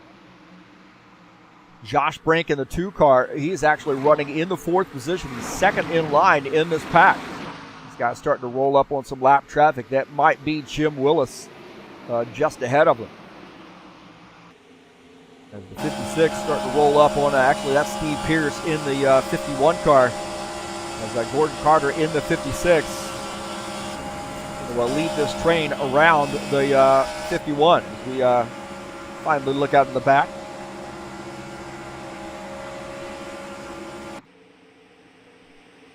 Getting a little messy here. Getting a little bit messy. Got a lot of cars now packed up together. Marizon's crew has now caught this pack.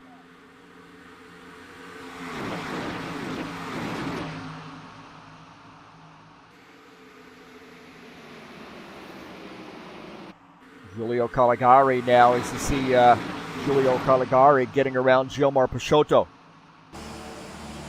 Peixoto now tucking in the 19th spot. Caligari picks up P18. Things got shook up there on that first pit stop. Really spread out the field.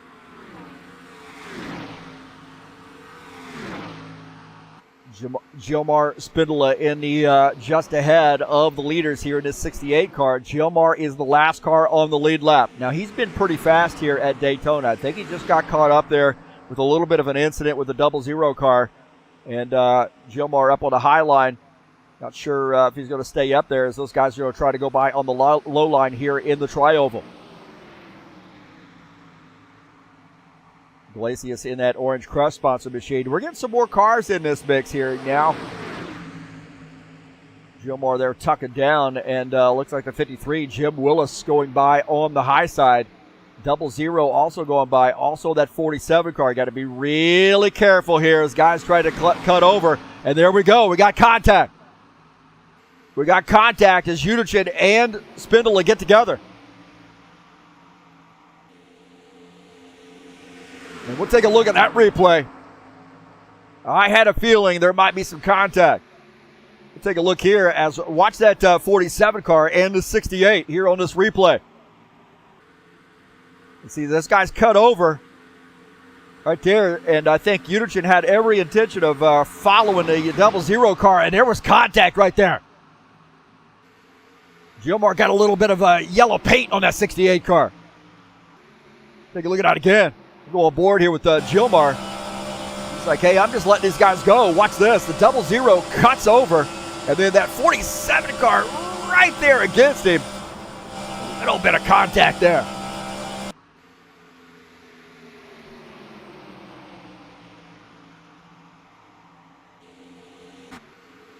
Take a look here as Bardelli Jr. up on the high line. He's trying to make it too wide. Is that 26 car going to help him? That 51 car looked like he wanted to go up the high line. Start getting a little interesting here as the 19's caught up to that pack, and now he's going to try to weave his way through. So we're starting to get a little racy here on lap 79.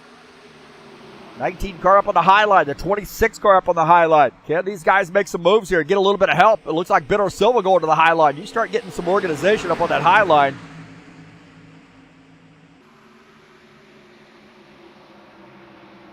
And a 26, the 19, the 3X, the 2X, all up on the high line. Got half of Brazil up there on the high line.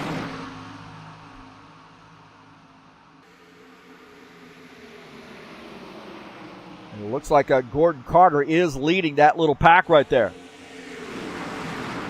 And Highline pack doesn't seem to be organized enough or have enough drivers there to really make some moves.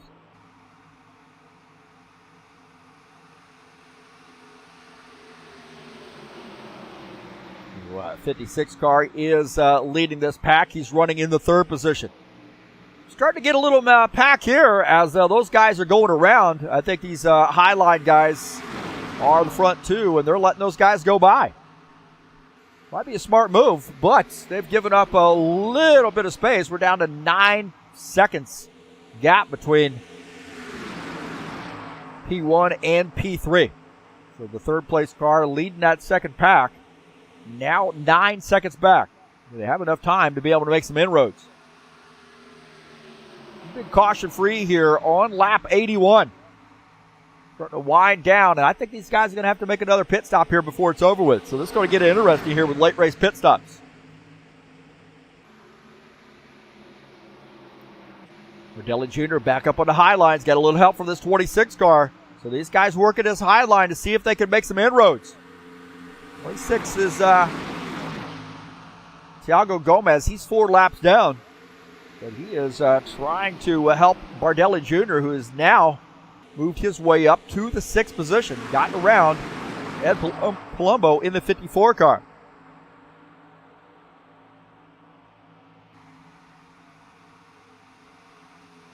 Take a look at Josh Brink here in the 2 car. He's running in the 4th position. Just behind him, Sean Jacobs, our pole setter here, now running in P5.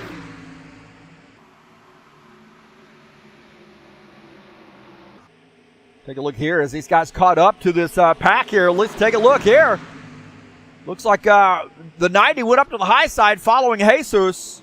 And then now he drives back down to the inside and gets behind the 83 car. Wow, interesting. Guys are starting to get a little racy here.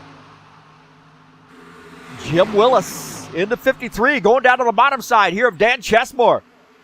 Got some help from Dennis Udich in the 53 Black Rifle Coffee Company machine to stay on the lead lap. As the race leader, Alvarez, in this pack. As now the 00 has to tuck in.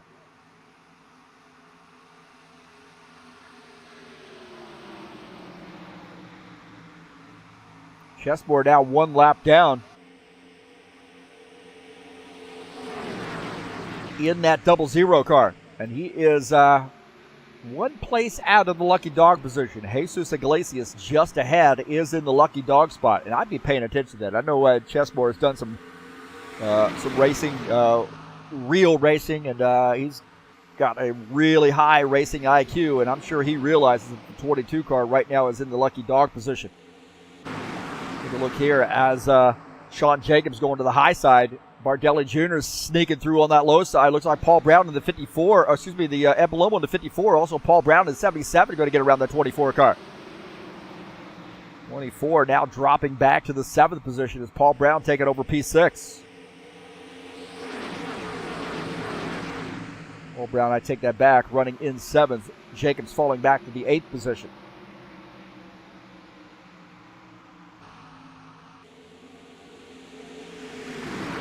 Very interesting here. We got a lot of mix of cars going on with 47 car, 53 car.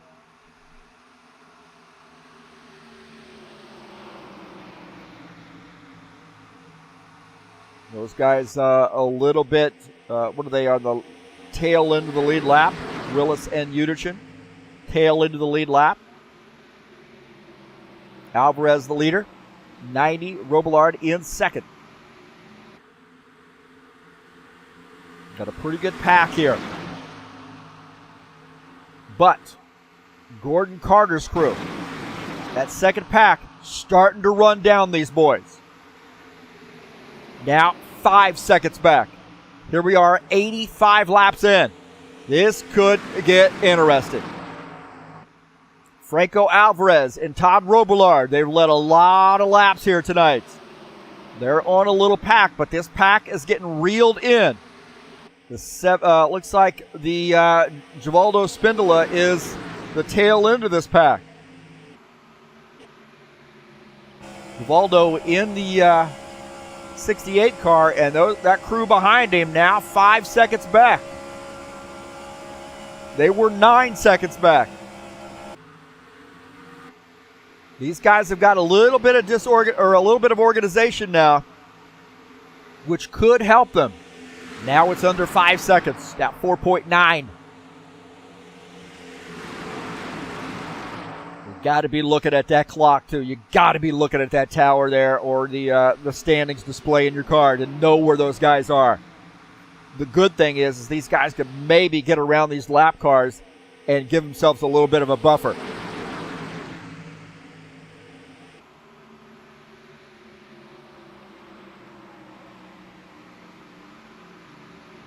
Take a look at Marizon in that 60 car. The 82, Tim Lansbury, just behind him. 82 is running in the 10th position.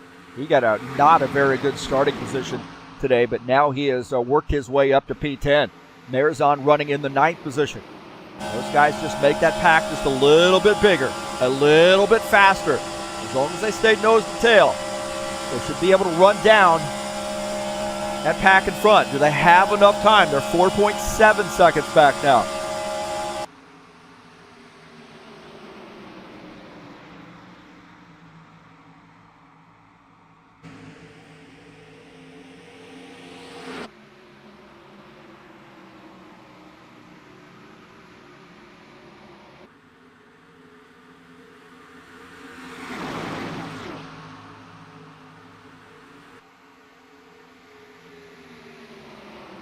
So Gordon Carter running in third, leading that second pack.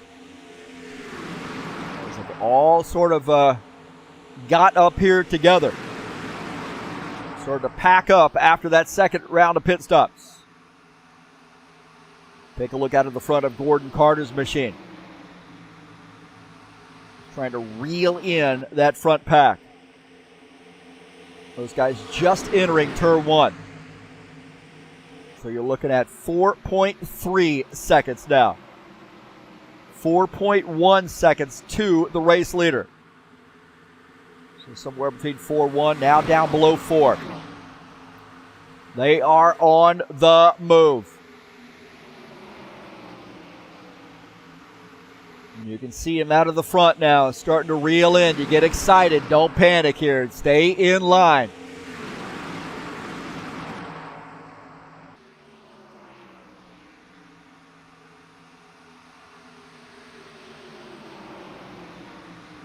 Are we going to have to make pit stops again?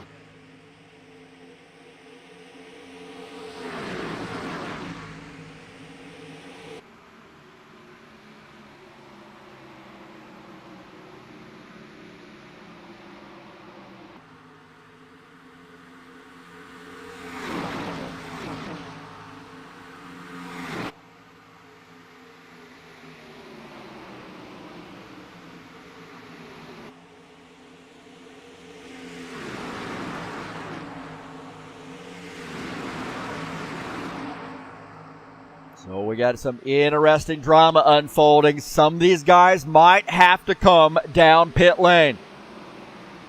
It's been caution-free. 91 laps in, no caution flags for the Steve Freeze Memorial 250. And it may come down to pit strategy. Oh boy, getting some word that maybe the 56 car is going to be coming down pit lane this time by. So pit stops on the menu. Pit stops on the menu. Let's take a look. Gordon Carter indicating he's going to have to come down pit lane this time. This is going to be interesting, man. Going to be really careful. We could see a caution flag. That could change the whole ball game. Gordon Carter peeling off the track to come down pit lane. Looks like he might be by himself. Oh, boy. 56 car on pit lane. That lessens the number of drivers in that pack.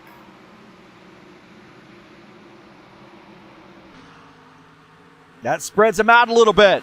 It shortens that front pack, too. Got shortened up a little bit. Looks like Spindola dropped off. Dan Chesmore, the 00 car. Those guys are going to get swallowed up. Josh Brink.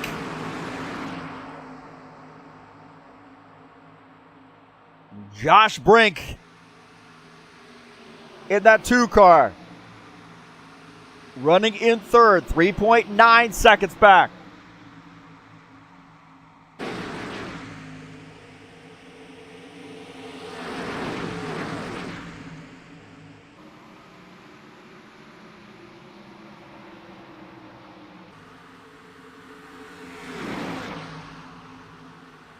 These guys with the lead lap guys, the 83 and the 90, are saving fuel by running behind these other guys. That's helping them out a great deal.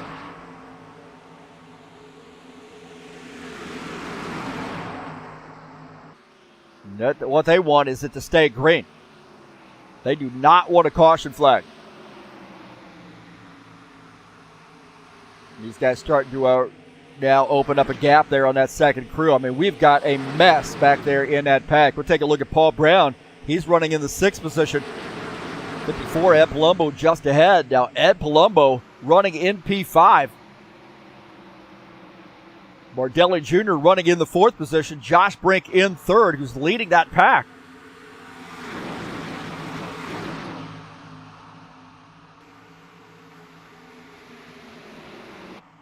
Giulio Caligari getting around Givaldo Spindola.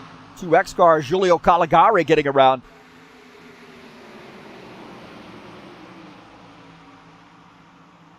And Jesus Iglesias. Jesus Iglesias might have lost his connection. Oh no. We got some guys on pit lane here. It looks like Preston Hassel and Jim Willis on pit lane. Preston Hassel in the 11 car on pit lane. They lost, I think they lost one of their drivers in that front pack. That may actually change this ball game a little bit. Although they've spread out that gap 6 seconds. 95 laps in, and Jesus Iglesias just dropped. What a bummer there. Preston Hassel coming back out on track in that 11 car. Steve Freeze Memorial paint scheme.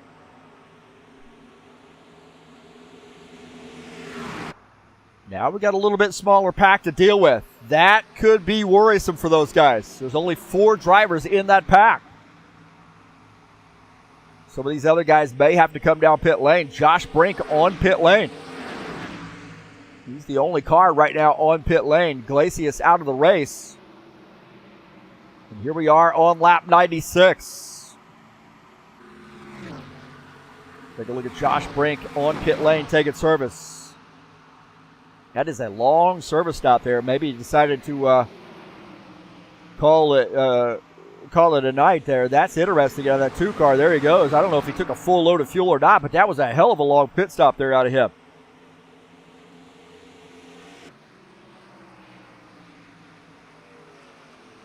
Dennis Shutichin coming down pit lane. Franco Alvarez in the 83. Tried to weave his way through. Now can Todd Robillard hang on to the back of him, making a 2-man race here to the end. Here we are on 83 car here on lap 97, following behind the 89 and the 56. He's got to watch for that 90 car.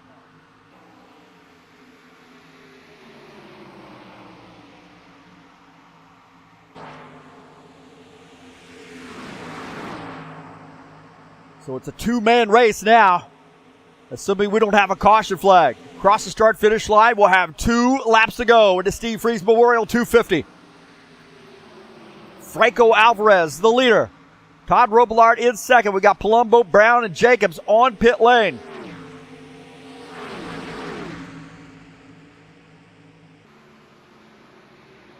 Now you got to be wondering, what's Robillard going to do? He is in the catbird seat potentially, running in P2. So across the start-finish line, we'll have 2 laps to go. I think I said that before. I really mean it this time. Now Chesmore could change the complexion here, as now he dives in between Alvarez and Robillard. Chesmore there, getting in he's the meat in the sandwich, so to speak. And if I were Robillard, I'd tell him to get out of the way. Let me race. You gotta let him race, man. Let him race it out. Take a look at it on the front of Robillard's machine. He's got Dan Chesmore in front. Franco Alvarez got a little bit of a buffer here. And if I were Robillard, I would say, get out of my way, bro. So Chesmore is a lap down, as we got 2 laps to go here, and Chesmore to the outside of Alvarez. That should help the 90 car down if he can squeeze in there, and he does. So Chesmore gives him some room, let him race, and the 90 and the 83. Oh, the 90 into the back of the 83 here, giving him a shot. Peixoto could be the oddball here in helping the 90 car. Last lap here between the 83 and the 90. They got a little lap traffic in front. The 90 onto the back of the 83, pushing him again.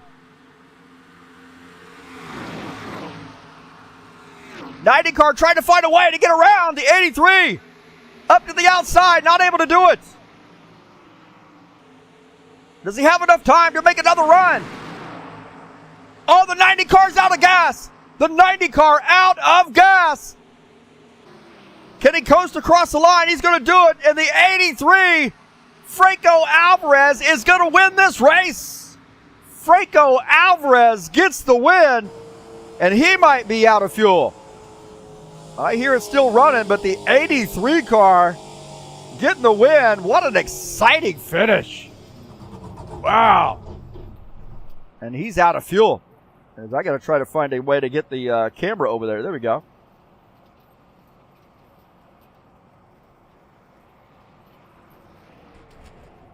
So congratulations to Franco Alvarez on getting the win here tonight. What a great race. The 90 also.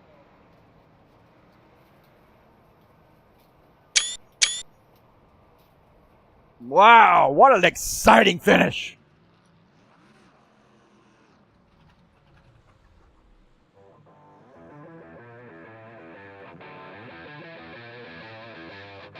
What a great race there. Caution free.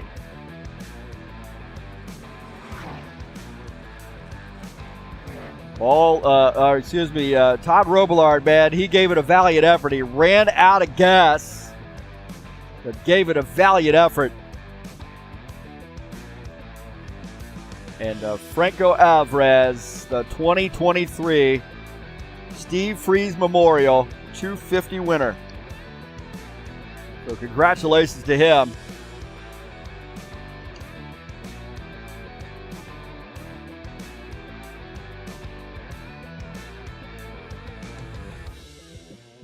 So what a great race there.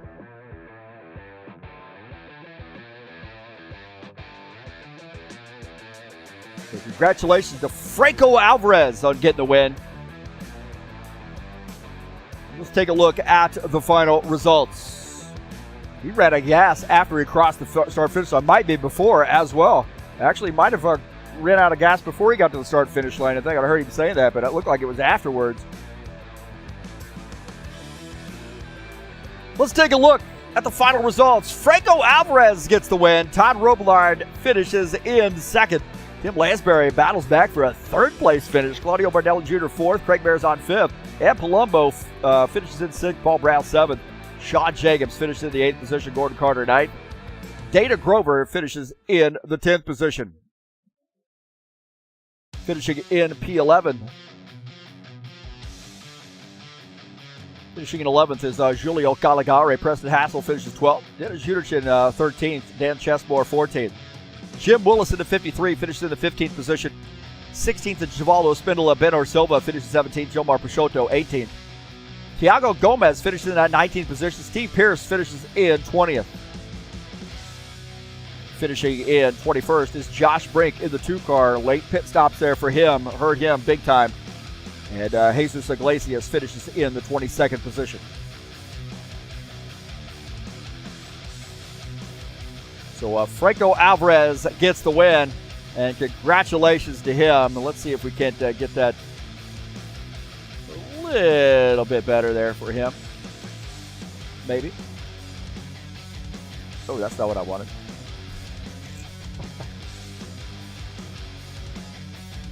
This is what I wanted. Let's see if we can't adjust that just a little bit. It's a one-man operation here, so congratulations to Franco Alvarez on getting the win. Hopefully we'll be able to get him up in the booth. And hang on one second. Let me get a few things taken care of.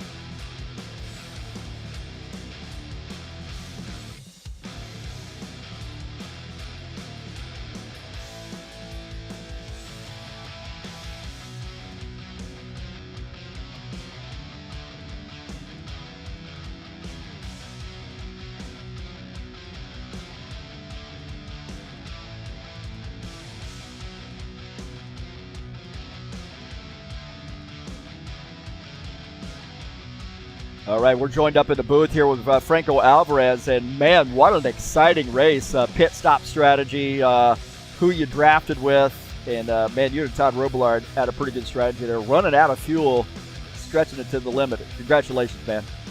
Oh, thank you, Heath. Thank you to you. Thank you for the guys watching the race. And thanks for organizing this great race. Oh, that's a blast. Yeah, the Steve Freeze Memorial Race for us, the 250 is a big deal, and to come away with a win there, man, that's big time. But what fun it was! Had to be patient there, I think, in that pack racing, but it seemed like it was a lot of fun, a lot of clean racing there. Hello, Franco, you hearing me? You listening? Oh, hello. Yeah. Oh, it's working now. Sorry. Yeah, what'd you do, man? Eat your microphone or what? Yeah, something like that. Okay, let's start again. My Tires Pro Chevy Camaro was a rocket ship today. Patience was the name of the game today. On the first run, for the first 34 laps, I saved a ton of fuel. I gained like four laps on the front of the field. And Todd Robitaille did an amazing job. Not only saving fuel as well, but executing on pit stops. Everything. It worked perfectly for us. We saved one stop compared to the rest of the field, so great job for him. Thanks to Dennis as well, because he did an amazing job leading the pack. Something we are not used to see him at the front of the field like that, but he did an amazing job controlling the lane. And what can I say? I ran out of gas with 2 seconds to go on the start finish on the last lap, so I was a bit shaky, but hey, an amazing race. Well, a couple things come to mind there on that, say that last 10 laps, or, after that last round of pit stops. You were running with some lap down cars or guys that were on the tail end of the lead lap that were just ahead of you. They obviously helped you save some fuel. Was that the sort of the strategy there? Just you and Todd just going to sort of ride behind those guys, let them lead, and then hopefully save enough fuel to be able to make it to the finish line? Yes. If we didn't have at least one car in front of us, none of us will make to the end of the race. So we needed those guys to stay there. So they help a lot. And I want to say something. Win this race means a lot because it's the Steve Freeze Memorial 250 at Daytona. So an emotional race for a lot of guys here, and I have to say it's an honor to win a race so important for you guys. Well, thank you, man. I really appreciate it. We, there's only a few guys here left here, maybe about 4 or 5 guys that had the honor of being able to race with Steve Freeze. And it really does mean a lot to us. And, you're now in rarefied air by winning this race. The second thing that I wanted to ask you is on that last little run there, and you get down to that, say, that 2-3 lap range, Robitaille started beating on the back end of your car a little bit. What was going through your mind there? Well, a lot of things, I gotta be honest. The first thing was, I knew he was aggressive because he wanted to win, of course. And I knew I didn't have enough fuel to the end. So I needed to save as much as I can, as much as I could, so I could make it to the end, first of all. And I needed to save fuel while trying to keep him behind me. So I was trying to block a little bit so he can push me, so I can save something, and he can pass me. So a lot of things going on at the same time, and just so maybe hard, but clean racing at the end. Yeah, we really appreciate you coming out and participating with us here at High Octane Racing League and a part of this very important event. And also, we showed a lot of your paint schemes tonight, too. You've really contributed a lot to our league, painting cars for this series, too. And we showed some of those off tonight. And thank you so much for what you do. Really one of the most fantastic painters I've ever seen in sim racing. So really appreciate that. And I know Steve's looking down on us. He's smiling too, and you coming into victory lane and knowing that you've contributed a lot to this league too. Thank you so much for the words. I am so sure that Steve is absolutely proud of the show we all 22 drivers made today. So I hope everybody liked the race. Thank you so much for the work you do for all of us to have some fun on Friday nights. And I hope I see you guys next race. Thank you. All right, congrats, man. Enjoy. So that is Franco Alvarez here joining us up in the booth, and what a fantastic race for him. just an amazing race. Don't forget, man, here in just a little while, we get the Wheel of Fun. I think Will is going to be sending me the list of drivers to add to the list, so that will help me out a great deal. Add to the wheel, and we're going to have a little bit of a chat, I think, with some of our guys that knew Steve and raced alongside Steve, or guys that have been racing here with us for quite a while, and we'll see if we can't get them up in here and have a little chat with us.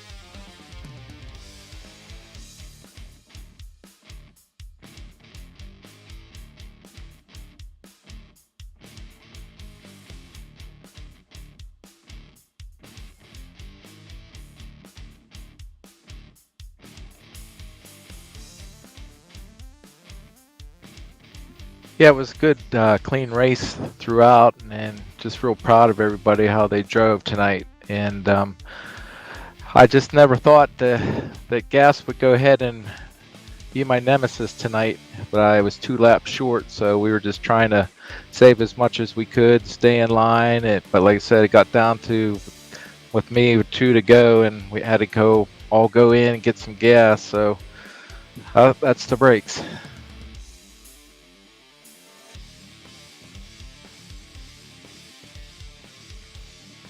Oh. Well, let's not go there.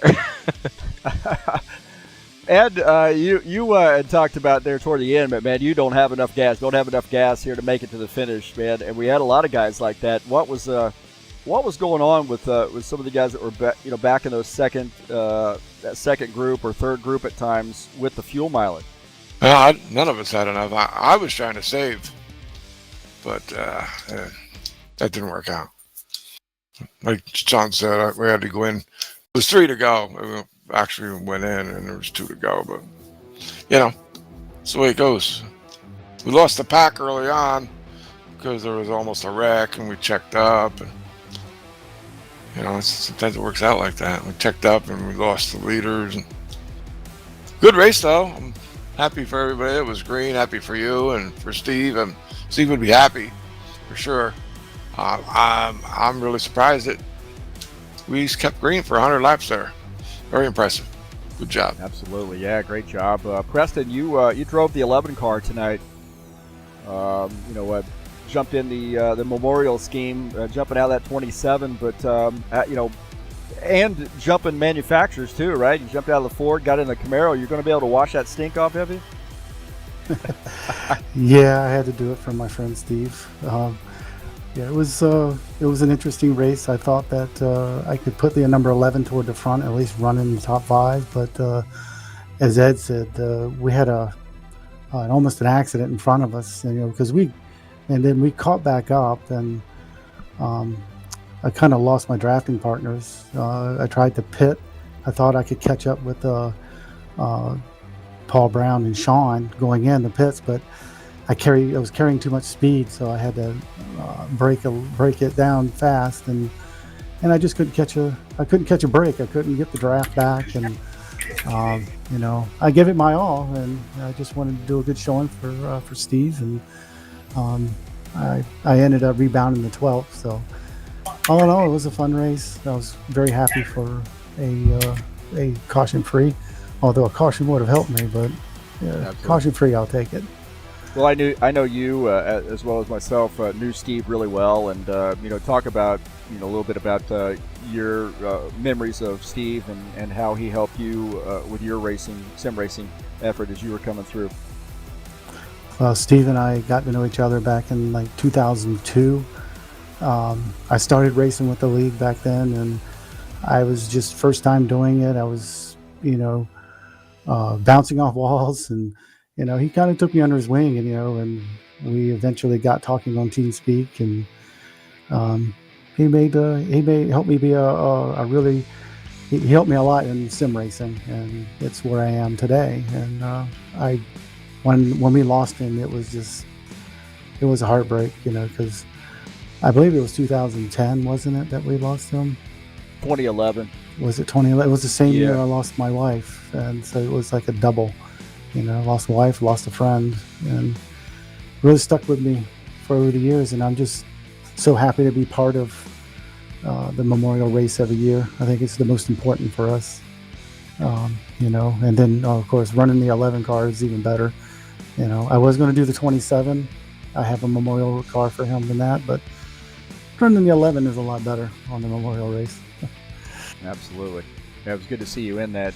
Sean, I know you had the opportunity to race with Steve as well, and I remember racing with both of you back in the day. And then we had that young guy, Will Dunbar, racing with us a little bit. We couldn't figure out what was going on there, right?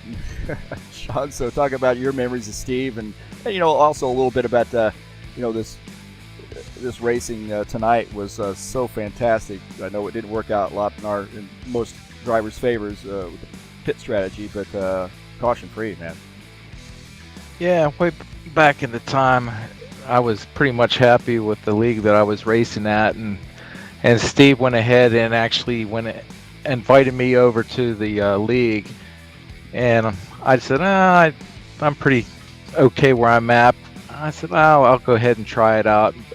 As soon as I got into the league, it basically welcomed me like, I was a member the whole time, and taught me a lot about the clean, hard racing, and it was just a real good time, like I said, racing with him. And when he did get the cancer, he was fighting through, never had a complaint about it. He was still collecting the dues for the server like nothing ever happened. So we're just happy that we were able to have a caution-free race and really put on a good show for him tonight. Well, Todd, you had a heck of a race here tonight with you and Franco Alvarez there, sort of stuck in a pack of lap cars, but that pit strategy just worked out in your favor. You started beating on the back of that 83 car there with a few laps to go. Did you really expect that you guys were going to be able to hold off those guys that were all grouped up back there in that second pack? Well, I kept watching the Delta timing, and they were starting to come. They were catching us a little bit, but there was about 12 laps to go, and I realized I didn't think they had enough time to get to us. But the other side of that was that I had to save fuel, so we weren't running it, as fast as we could have. But once we got, 7 or 8 laps left, I realized that at that point it was just going to be Franco and I. And when it came down to that last lap, the only thing I was trying to do was just move him out of the way so that I could get to the car in front of him, because I knew at some point I was going to run out of gas on that last lap. And as it was, I ran out about 300 feet from the start-finish line. Well, I saw where the 00 kind of, you lap down car, but kind of split the two of you. What were you thinking there when that happened with a couple laps to go, or 3-4 laps to go? I didn't let it bother me. It wasn't the greatest of moves, but I was just trying to be patient and get to that last lap, because I knew, those other guys, they were racing amongst themselves, so I wasn't really gonna try and, mess up their race, but I at least wanted to stick with Franco so that I had a chance with him at the end there. And you know, I know you had a little stint there with kind of running the show at HORL with the RF1 days, if I'm not mistaken. Kind of refresh my memory on that. Oh, the truck series. We had a Wednesday night or a Thursday night truck series that we ran. That was a lot of fun. You know, if you race in this league for any amount of time, you know that the foundation of this league was laid a long time ago. And it carries on through every, generation of this league. This league has changed over the years. It's I don't have a word for it, but the foundation of it is still there. Hard racing, clean, good camaraderie between the guys, and it's a great place to race. Well, we got Will Dunbar joining us in here as well. Will, maybe late teens, mid-teens or whatever when he came out and raced with us, and knew Steve Freeze as well. Will, hopefully you're listening, and what were your reflections of Steve and coming out and racing and beating up on your uncle when you were only 14, 15 years old? Yeah, I was 14 and 15, and actually I didn't even have a license, and I've never actually driven a car when I was doing sim racing. And it's of course my uncle who got me into the actual sim racing scene, and I was doing crazy things, being young and crazy, I guess. And Steve actually did a session with me with a couple of other people who I only know them by their like their little screen names back then. But it actually helped evolve me into a smarter racer. And so my interactions with Steve were a few times, but those have actually carried over even today. Just the best advice. Patience, of course, is what we constantly distill even in our people today. So his advice to me, just be patient and then just practice. And he never got angry when I was spinning out and hitting people in the caution lap. What an easy job for you tonight. You didn't have to really do a lot as far as assigning penalties and so forth and so on tonight with the caution-free race. That had to be refreshing. It was. I had fun in the actual chat this time. I actually got to communicate in the YouTube chat, which is unheard of because usually I'm focused on the actual race. I'm also reviewing the replays with you as well. So I super appreciate the race, and actually the last couple of laps, I actually was really focused in, and I mean, almost literally on the edge of my seat, just wondering what was going to happen. So I really appreciate the great race from our racers tonight. I know I speak for the guys in here and all the guys that know what you do for this league and how much we appreciate you doing all the tech part of it, and we wouldn't be where we are today without the help of you. And I owe Preston a lot of thanks too, because he was like, hey, my nephew is this I don't think he said computer geek, but he's a computer guru, let's do it that way. It was so refreshing to see you come in at the right time when we really needed you too, and you've done so much, and appreciate your friendship as well. Yeah, definitely. I obviously appreciate yours and everyone's. I really enjoy the admin part, as you know. And now that I can't race until at least next year, and I can do more admin duties, I really find a lot of joy and just adminning and seeing the league grow, and then your leadership. I like the way it's going, and you can't forget the people who the racers are the most important part. So all of that together really makes it worth it. So I don't even think about the work I put in. I just think about the outcome, which I appreciate. Well, what track do you think we should do next year for the Steve Freeze Memorial? You guys have any ideas on that? I've heard somebody throw out a Bristol. What's the thought on that one? I think Bristol, because he was a short track racer too, because we used to do a short track league. We got a long time to go before that, but I think Bristol's a good one. Send me some ideas in the chat. I'd really appreciate it, or in our admin channel. It'd be awesome. But thanks, guys, for coming up here and joining us. I'm going to do the little Wheel of Fun thing now, and thanks for all your support and everything you guys do for HORL. Ed Palumbo, I think I may have forgot to mention you here, but you want to give us some memories of racing here at HORL, but also how the races went for you. And Sorry about that. I honestly, I don't even remember. I remember coming in. I think it was around 2003. I don't know if I was in another league, because I was doing a lot of racing back then. So I was in about 4 or 5 different racing leagues. So no, Yeah, I remember sorry. Steve was a great guy. I remember that. I just don't remember all the races. I remember getting my butt kicked at Pocono my first race. Well, I'll share my memory. The one memory that's embedded in my mind now and you guys have heard this before in the iRock racing, and I painted all the cars. And that first race was at Indy, my home track. I started in P2. He started P1, and turn 1, I hooked him and turned him into the wall. Turned me or And Steve? I have Steve. Yep, put you in the Never, doghouse. And as they say, the rest is history. Yeah, that's his history. That's right. I would remember that because I write all that down. Yeah, he just said, I apologized, and I was really obviously very hurt that I'd done that. And he said, that's all right, man. I was just hoping to get a little bit better start. And he wouldn't restart the race. That was a interesting thing, but it was the IROC series. I don't know, we did like 6 races, I think. But, so that was my memory. I've got a lot of memories, but that was the one that I can't let go of, because I feel so bad still to this day. Reckon the ad man and the Yeah. The owner of the league, the admin, yeah. Hey, I'm sure I speak for everybody that we appreciate you keeping the high octane going, and it's been quite the success actually since started back up. I think in 2019 or yeah.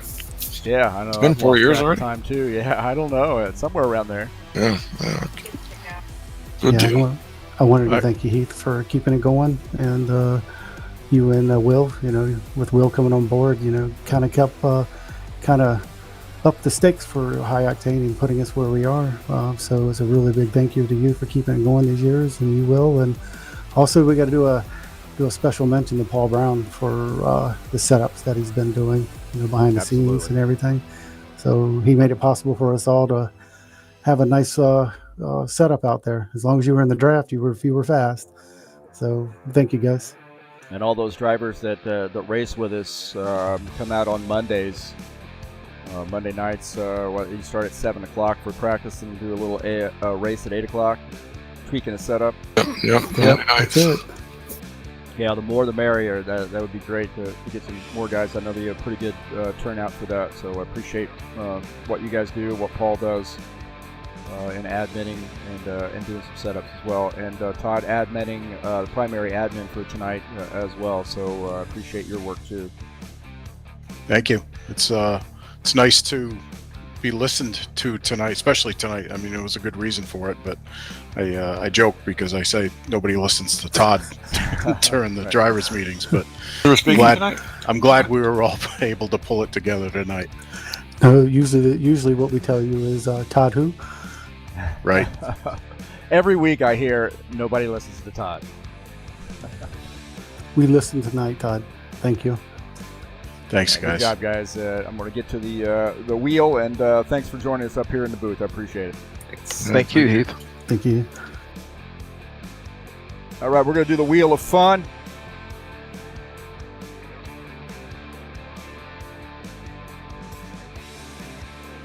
As I'm dragging myself to the wrong place, we're going to do the Wheel of Fun here. So thanks for Will of copying all those names down so I can paste those into the Wheel of Fun here. So we'll see how this goes. Hang on one moment. Let me do a few things here. What a great race tonight, man. Really appreciate folks coming out and watching this race, too. Really had a lot of fun with it, and we've got just a little bit more to go. Got to hand out the swag tonight. Thanks to the guys who donated as well to help that effort out. I appreciate that. And we will get up the names here in just a second. Go to the Wheel of Fun. All right, let's see if we can't get the names up here. the right name, so I don't have anybody named Gabriel in this series, so we'll see if this works for us. There we go. All right. So, the Wheel of Fun here tonight, and I will have to keep pasting this link, so we will decrease the or remove the person who wins. So the first one is a High Octane Racing League hat. That's right. We've got an anonymous donor that donated some hats to High Octane Racing League, and got those embroidered. So nice hats there, denim hats. So we'll do the first spin for that, and here we go. Let's see who gets that one. And it looks like it will be Givaldo Spindola. Gets the hat, so we'll see if we can't get him up in the, hold on one second. This is a one-man operation here, so just give me a second. So Givaldo wins the hat. Congratulations to Givaldo. He's in winner number 1, and we will remove his name here from that. Hold on one second. Give me a moment. Said this is a small-time operation here, so gotta be patient with me. So Givaldo getting the win on that. So hopefully Givaldo watching in the stream chat. So congratulations to Givaldo. See, do another paste here. Hold on one second. Like I said, this is a high-tech operation. High-tech operation here. So Givaldo's going to get a hat, so make sure you contact me, Givaldo, or I definitely will be in contact with you, that's for sure.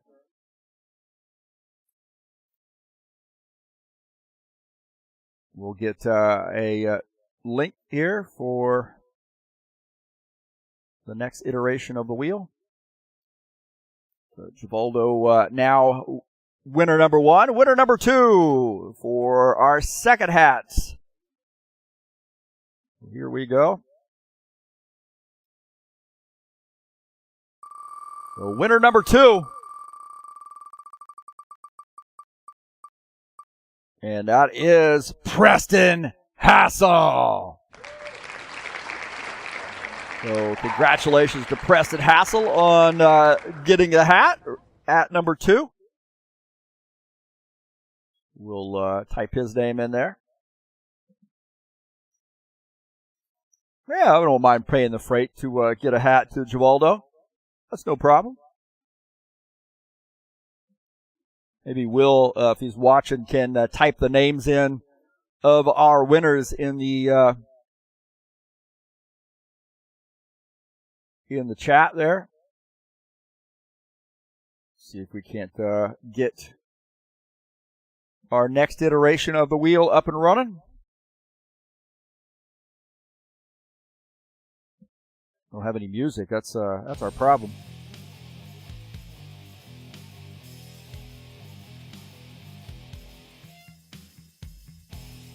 Okay, so Preston Hassel is winner number 2.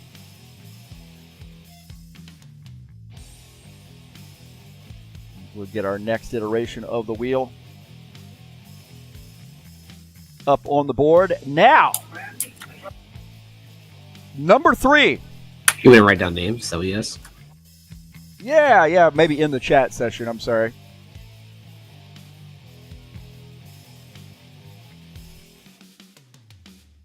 So sorry about that. All right. Prize number 3, a $25 gift card, Steam gift card. So here we go. Everybody's on the edge of their seat. $25 Steam gift card goes to Dan Chesmore. So congratulations to Dan getting the win there. And we'll get his name up there. So Dan Chesmore gets a $25 Steam gift card. So a Dan Chessmore $25 Steam gift card. So congratulations to Dan.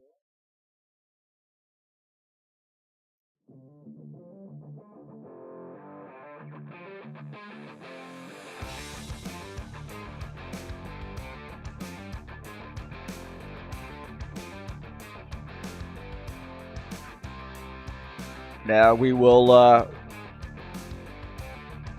give away another $25 Steam gift card for the next wheel. Now, normally you would be able to delete these names right on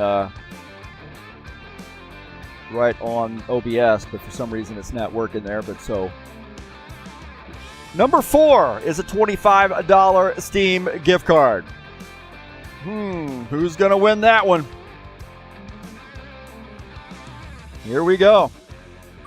$25 Steam gift card number 2 goes to, looks like Paul Brown wins that one. Paul Brown, so winner number 4 for the $25 Steam gift card.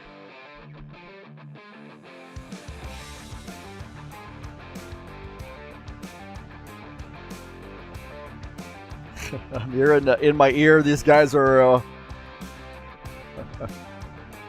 bullying each other. So congratulations to Paul Brown on getting the, his name's off to the side there. So you guys won't hate me on that, will you? So congratulations to Paul Brown on getting that $25 Steam gift card. Now we're up in the ante a little bit. Now thing's getting a little more serious, right? A little bit more serious.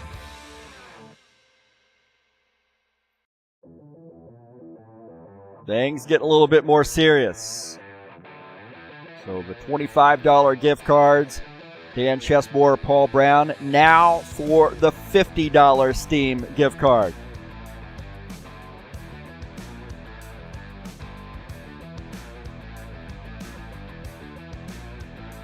Here we go.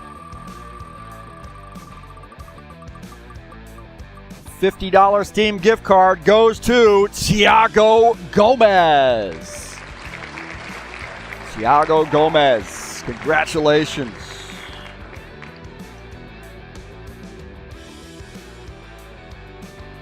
So congratulations to Thiago Gomez on getting the $50 Steam gift card. Whoop. Wrong one. There we go. So Thiago Gomez getting the win there. Sorry, I got some names already in from last time. So congratulations to Thiago. Make sure Thiago gets a hold of me. All right, for the big daddy of them all, the button box, the Derek Spears design button box.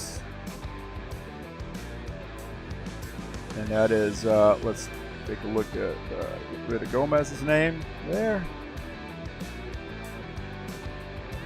And one more spin of the wheel for the big prize. And that is the button box. Every year I throw a little cash Derek Spears' way and get a button box. So hopefully we'll have to talk to him, maybe have him sponsor a race for us, huh? All right, here we go. On the edge of your seat, drum roll, please. Waiting for it to hear in my ear. No drum roll? Man, you guys got to do better. Here we go. The button box. The spin of the wheel, and where will it land? The button box goes to Jim Strip Bar Willis. Jim Willis gets the button box. So congratulations to Jim Willis on winning the button box. So nice little gift there. And thanks to the folks who have donated to help out with the effort. I really appreciate that. So congratulations to Jim Willis. Those are our winners there tonight. Givaldo wins a High Octane Racing League hat. Preston Hassel, High Octane Racing League hat. Dan Chesmore wins a $25 Steam gift card. Paul Brown's $25 Steam gift card. Tiago Gomez, the big one, $50 Steam gift card. And the Mac Daddy of them all, Jim Willis, wins the Derek Spears Design button box. So congratulations to those guys on the prize giveaway.